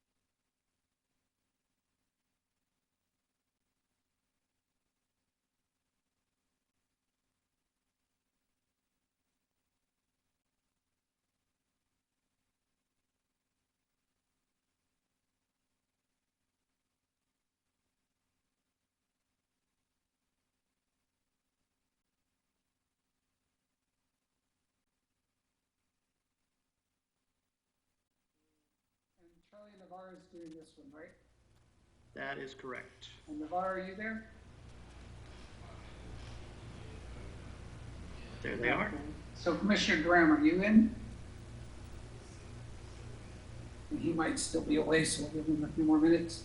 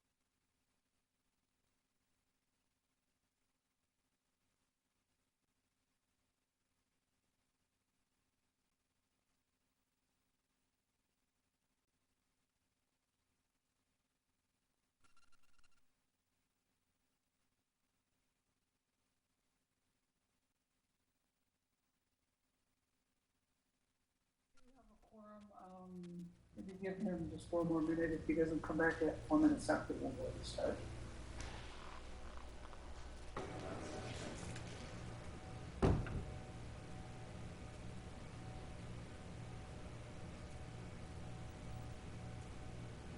Might have grabbed something to eat. I definitely just.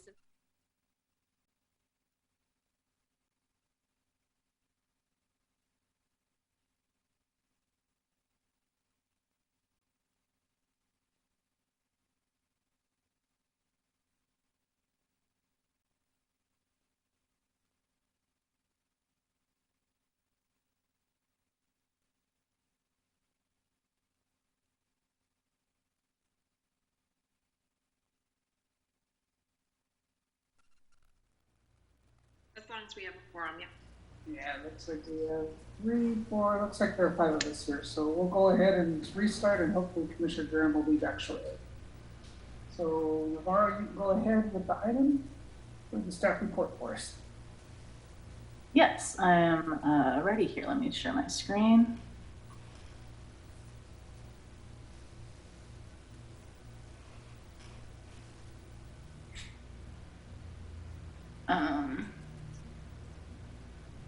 There we go. All right. Well, hello again, Chair. Hello again, Commissioners.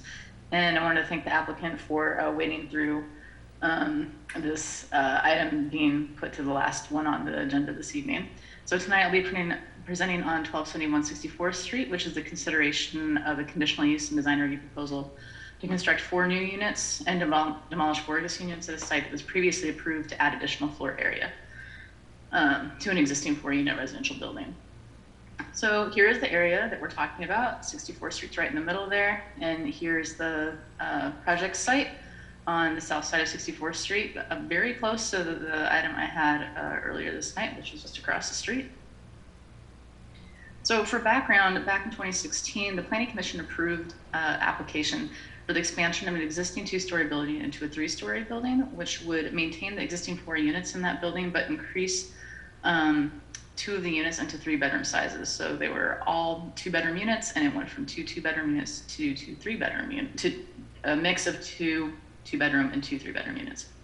So yeah, the Planning Commission approved that, and then in December of 2020, building permits were issued, but then in May of 2021, a stop work order was issued, and then shortly after that, a notice of violation was issued because the application that had been submitted was for the reuse of existing buildings. So walls and many building components still remained. It was not a demolition of a residential structure, but it came to staff's attention that the structure had actually been fully demolished, which changed this from a project of reuse to new construction. And demolition of a significant residential structure requires approval of a conditional use permit by City Council upon the recommendation of Planning Commission. So the previous approval was no longer applicable in this situation. So the previous project only required Planning Commission, and now it requires City Council approval after the recommendation of the Planning Commission because it is demolition of a residential structure and requires new construction. So that is why we are all here this evening. So as I mentioned, it's no longer a reuse of an existing building, it's completely new construction. So this triggers building code requirements and modifications. So even though the building footprint doesn't change, there's no change to the FAR, it does require some interior modifications to the building. So like some of the bathrooms have to be made accessible. So the floor plans have slightly altered. This is not something you can tell from the outside. It also requires an accessible parking space for the project now, and that is a building code requirement. And for planning regulations, there are now no longer parking minimums, and a driveway is limited to a single width of 9 to 10 foot curb cut. So previously, you'll see in a moment, there was one single continuous curb cut for four parking spaces all across the front of the building, and that is no longer permitted. Well, it was the continuation of an existing use, and it wasn't considered, completely new construction. It was okay to continue the parking as was, but now that it's considered a completely new project, new construction, all applicable codes are applicable. So as a result, the applicant has decided to remove all on-site parking because there is no parking minimum, and the elimination of a curb cut then creates a new planting strip and on-street parking, and the previous parking area is now landscaping. So let's look at what I'm actually talking about. Oh, also some other changes. Let's get to that too. Previously, there was an exception to standards for fence height for the project because of a fence that was mitigating the visual impacts of the cars across the building, and that's no longer needed. And so also after the approval of the previous building, there were some minor modifications to the windows that the applicant requested after Planning Commission approval that staff approved, and those are included in this project as well. So now you can see what I'm talking about. Okay, so here we go at the top is what the building used to look like. And you can see there's parking all the way across, and there's some parking going over across into the sidewalk area there because people are tandem parking. And then in the lower left-hand corner is what was previously approved. And that parking became more formalized, and there was the fence there to mitigate the visual impact, but also to help prevent people from tandem parking in that area, so to protect the pedestrian way. And now, as you can see in the lower right, there is no parking proposed for the site. It creates a continuous pedestrian facility, continuous landscaping strip that does not exist now at curb. And on the property itself, there is a larger landscaping area in the front where people can hang out that did not previously exist. So this is a medium density residential zone. Multi-unit residential is conditionally permitted and 4 units are conditionally permitted. It's in the North Hollis overlay. And for the land use classification, it's medium density and it's also in a zone of stability. We discussed this earlier tonight, that this is a zone that is not anticipated to change much from its residential nature, but that doesn't mean that you, let me try and rephrase that because this is just getting my words twisted. It's, you can still demolish a building, you can still modify a building, you can still add square footage, that sort of thing, but the general residential nature of the area is not anticipated to change. So, oh, that was down there twice, I apologize. So for the zoning analysis, the proposal is the maximum FAR 1.0, it rounds to that. Residential density is the maximum unit number. There are 4 units before, and now 4 units are proposed to replace them. And the height is maximum as well, not for the entire size of the building, but for part of it that's set back. So bonus points are not required in the RM district, but the required findings for the exceeding base are that it has to be compatible with the neighborhood and design minimize the appearance of driveways, parking spaces, and garage doors. So for vehicular parking, there's no parking minimum, as I mentioned. There's 4 spaces maximum, but there are none proposed. For bicycle parking, there's no parking required, but they are proposing 1 new space at the front of the building for short term and 8 spaces in the back to provide for long-term parking. There are 4 long-term spaces required, so they've doubled that. For setbacks, there's no changes to the previous building footprint, and it complies with the setback requirements. And all open space requirements are exceeded through large rooftop areas and a front and rear yard. So for landscaping, at least 10% of the site area must be landscaped. This project well exceeds that, and the only changes are to the front of the property because of the parking area and because of the change to the sidewalk. So on the left side of the screen, you can see that there were previously 4 parking spaces, and proposed is a hangout area, and we'll see some renderings of that later.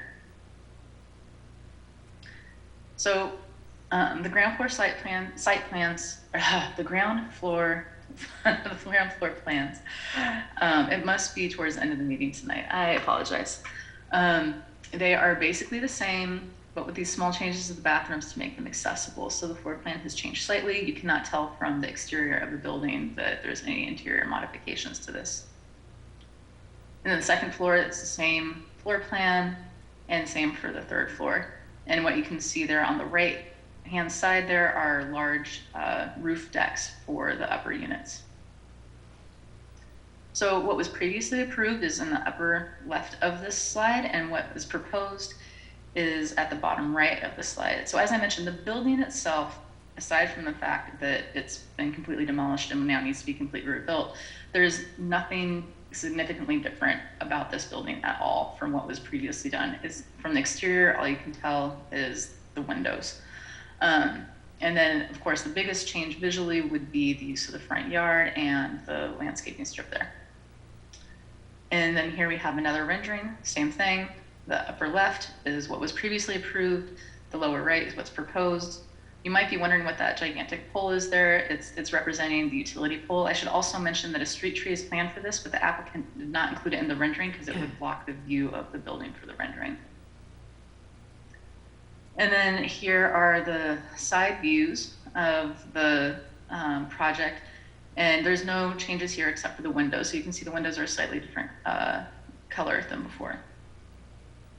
And then the same for the other side of the building. You cannot tell any difference because the only changes visually, aside from the windows, are the front yard of the building. And then here's an overhead view where you kind of get the best idea of what's really going on at the front of the building behind that front fence.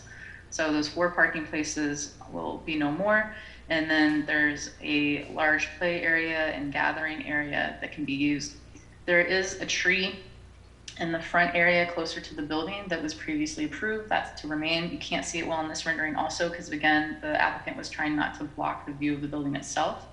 The applicant has decided it's best not to add more trees in this circumstance because the rear yard is very, very shaded and there's basically no direct light there. So this would provide a contrast to that. And then I just kind of tried to zoom in here so you could get a better view of those renderings there.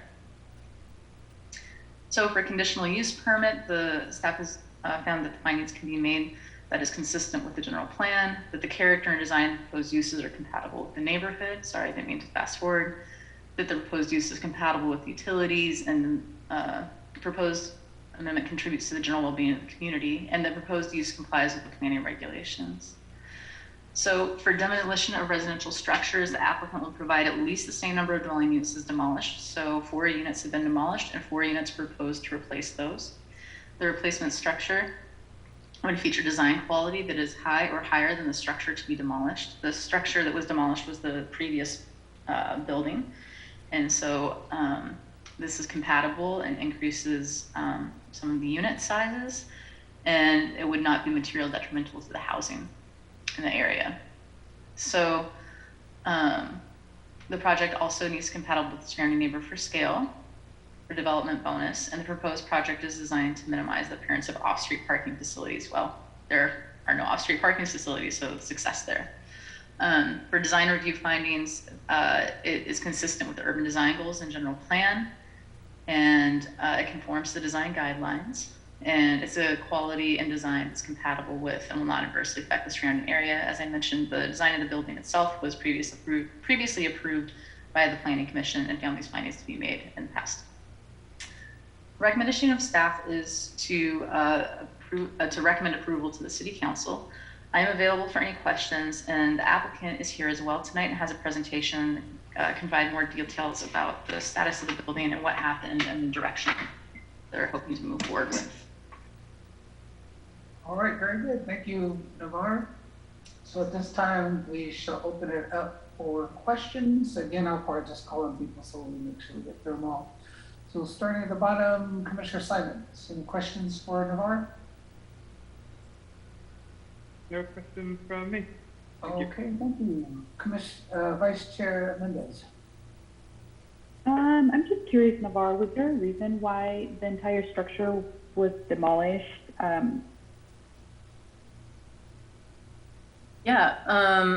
My understanding is that there was an issue with the contractor, but I will definitely let the applicant speak to that.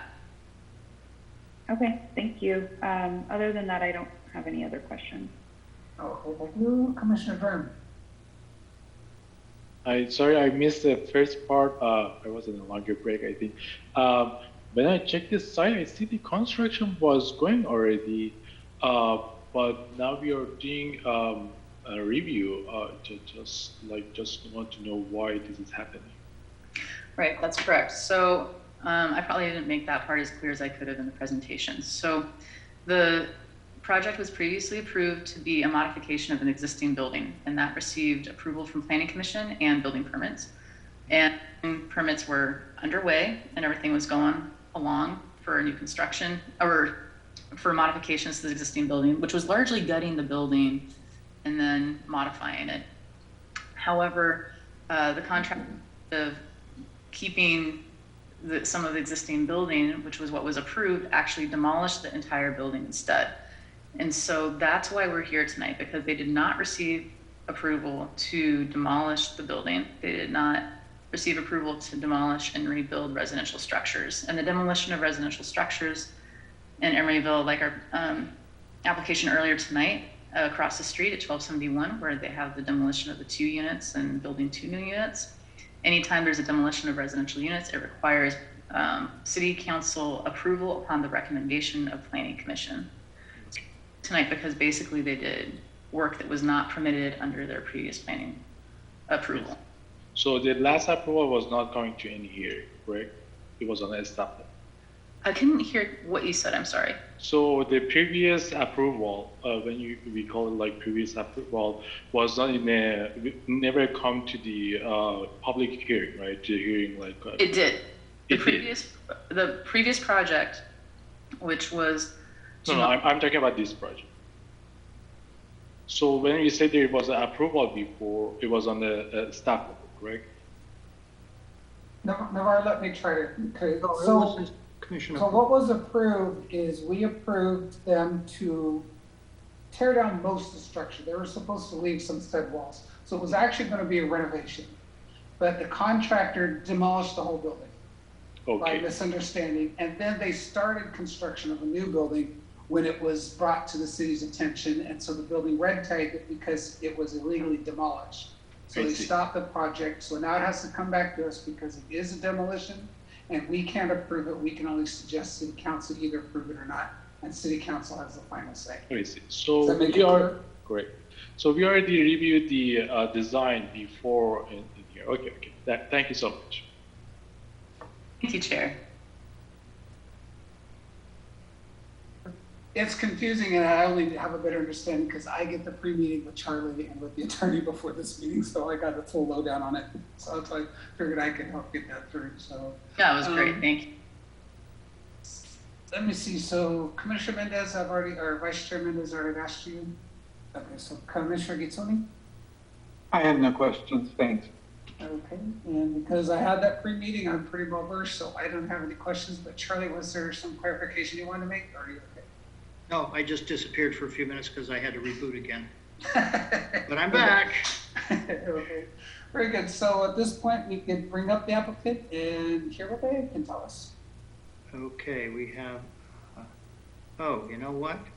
Navar, this is not allowing me to promote the phone number, but it will allow me to ask him to unmute, and then I can promote the one that is not a phone. And also Mr. Bryant.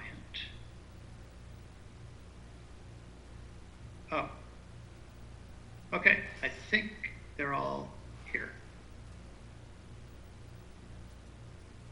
Okay, applicant, if it's Travis or whoever is going to speak, you want to unmute.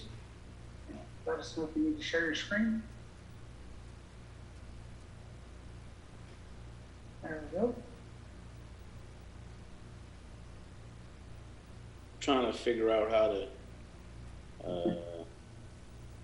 come on the screen. Let me see. Down at the bottom, if you just hit the green one that says, I think that it looks like you're on Zoom. So I would just go down to the bottom and do the green share screen. You are sure. It says it's telling me I'm sharing screen. Let me see. Start video. Yeah, you want to pick what you want to share, I think. Trying to figure out how to. It says share. Stop. It says I'm sharing screen, but you guys can't see me. No, go ahead and click install later. We can see your desktop. There you go. Now from your desktop, pick what it is you want to share. Oh, I'm not really trying to share anything on my desktop. I'm just trying to share like. Well, the item has to be somewhere in your computer. Oh, so my architect is the one who has the file that he wants to share. Okay, so would that be Travis? Yeah. And Travis needs to share his screen. Yeah, you can stop sharing and then Travis should share his screen. Okay, stop share. There you go.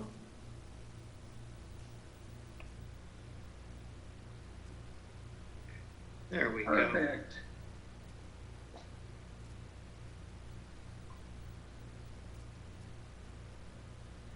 Travis, you need to unmute.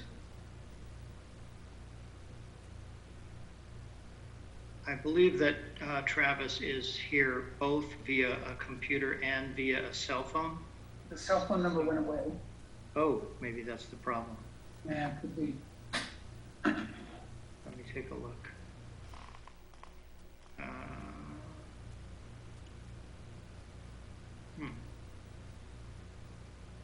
Well, the cell phone number is not. Oh, wait, he's on the attendee list. How'd that happen? Mm-hmm. Okay. Might have went away and come back. All right, he should be a panelist now. Thank you, everyone. There you are. I switched back to the app when you noted that you couldn't seem to let me join from the phone call. You're here now, I'm good to go. All right, so I think the kind of one major thing just to touch on that wasn't covered by Navar's very clear summary of things is that how this is very much kind of a ship of Theseus condition, where we now have changed so much that it is now new construction. And from these photos, there's only a few locations where the general contractor has maintained existing framing elements. So for instance, in the roof of the, or I should say, floor ceiling of this photo, there's like 3 remaining beams that are sistered to new joists. At the rear of the building, there's a fair amount of other points where some of the floor joists have been left sistered, but all of the wall framing was completely removed and replaced with new framing elements, as opposed to what you should have seen here, which was a 50-50 mixture of new and old framing. One good thing is that some of the quality and character of the new layout is kind of visible by these construction photos. And we hope that you and the Planning Commission can make the findings and provide the recommendation to the City Council to allow us to move forward with the project again.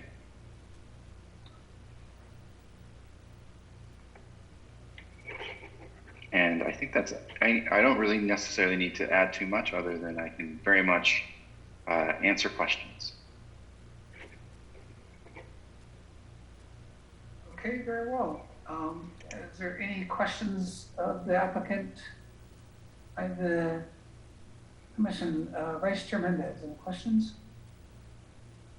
Other than, I think Navarre and yourself might have answered my previous question that I had as far as why it was demolished. So I think I understand now why. So no other questions. Very good, thanks. And Commissioner Gizzoni. I don't have any questions on this. Thank you. And Commissioner Duran? I just want to know, was recommending to go through the other process before? That's interesting, because we have many clients that they come to us and say, hey, can you keep a couple of walls, make it faster? I just want to see who did this recommendation, and we are here now.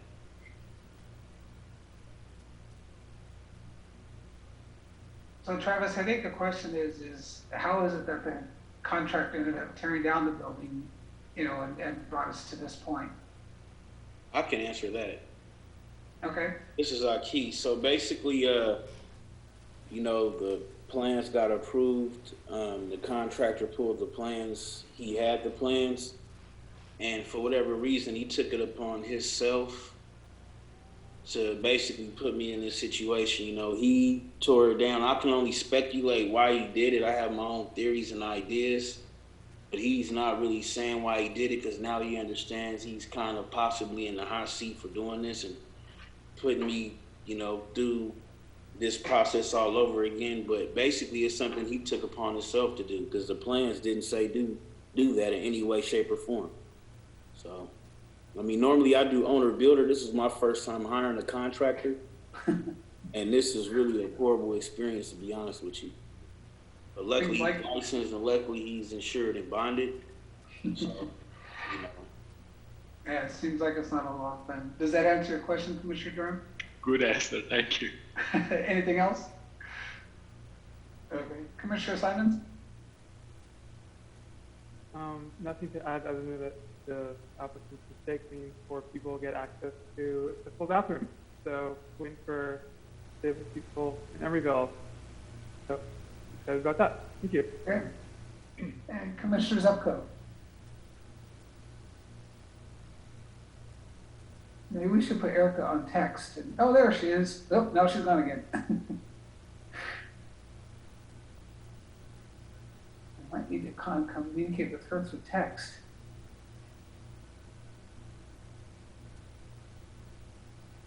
Well, we'll come back to her. She can ask any questions when we do the commissioner comments. I don't have any I keep questions. trying to say stuff, but I can't tell if you can you hear me? We can hear you now. Yeah, I have no additional comment. No comments, okay. Okay, I have no questions of the applicant myself, so if we don't have any further questions, I will go ahead and open this up to public comment.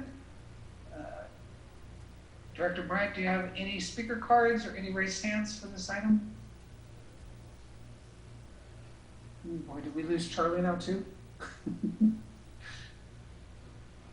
I'm sorry. That's okay. Here I am. It seems like everyone's having a problem tonight. Yeah, okay, I forgot to unmute. Sorry. Yes, for the public hearing, I have not received any online speaker cards. I do see one raised hand among the attendees. This is Joy Ash. So okay. We'll give Ms. Ash, give Ms. Ash 3 minutes. Okay, Ms. Ash, you go ahead and unmute yourself and give us your thoughts. Great, thank you so much, and I appreciate all of you working so late into the night. I know there's a lot on your plate. I live on 64th Street, and we have a great circle of neighbors that have all been paying attention to this project, and everyone wants to see the project move forward. I have a lot of concerns about the complete, not even a reduction, but complete abolishment of off-street parking. And I know that those parking regulations are not in place anymore, but we're essentially putting in like 10 bedrooms across the street. And as of right now, there is no on-street parking without those 10 bedrooms in place. And so I'm just very concerned. We're talking about probably at a minimum 5 cars across the street when there's already no parking on the street. And there are a lot of very young families with very little children. I have a 3 and a 6-year-old, for example.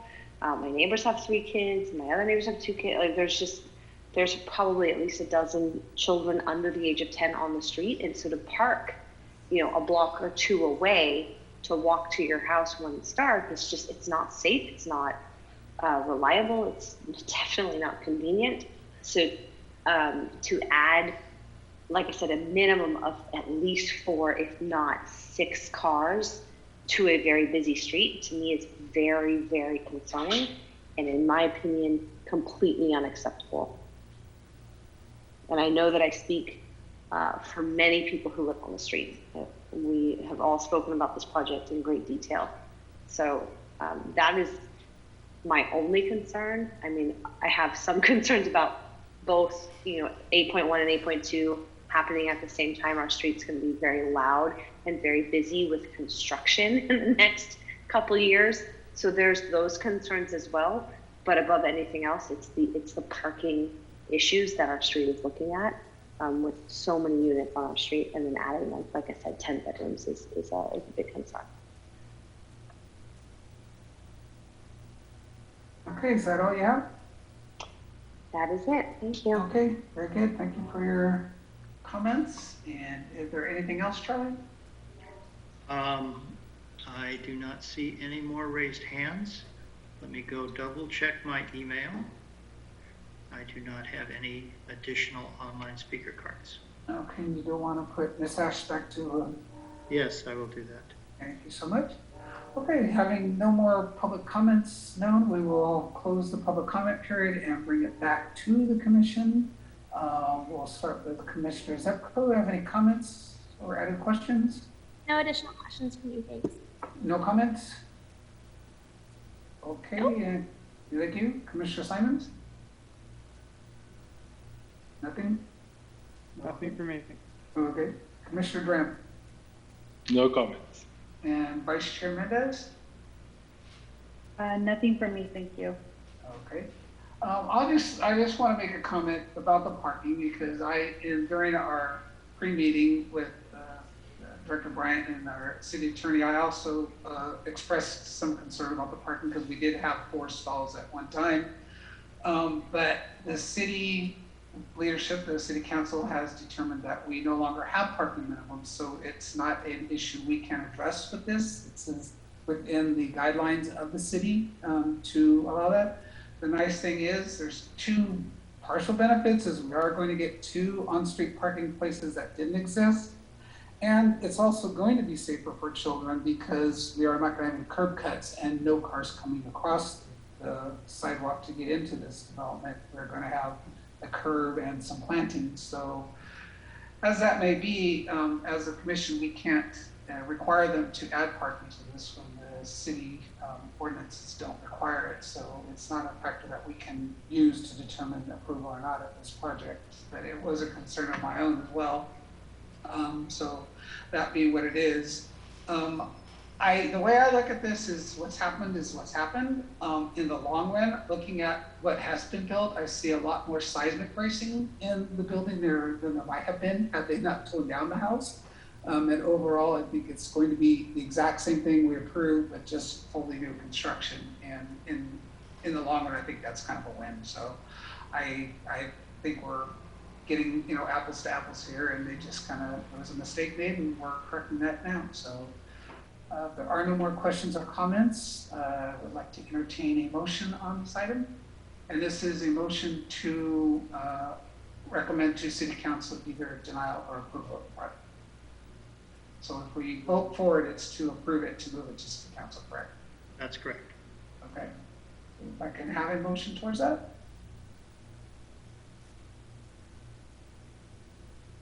I'll make the motion to move it to City Council for approval. And a second? I'll second that.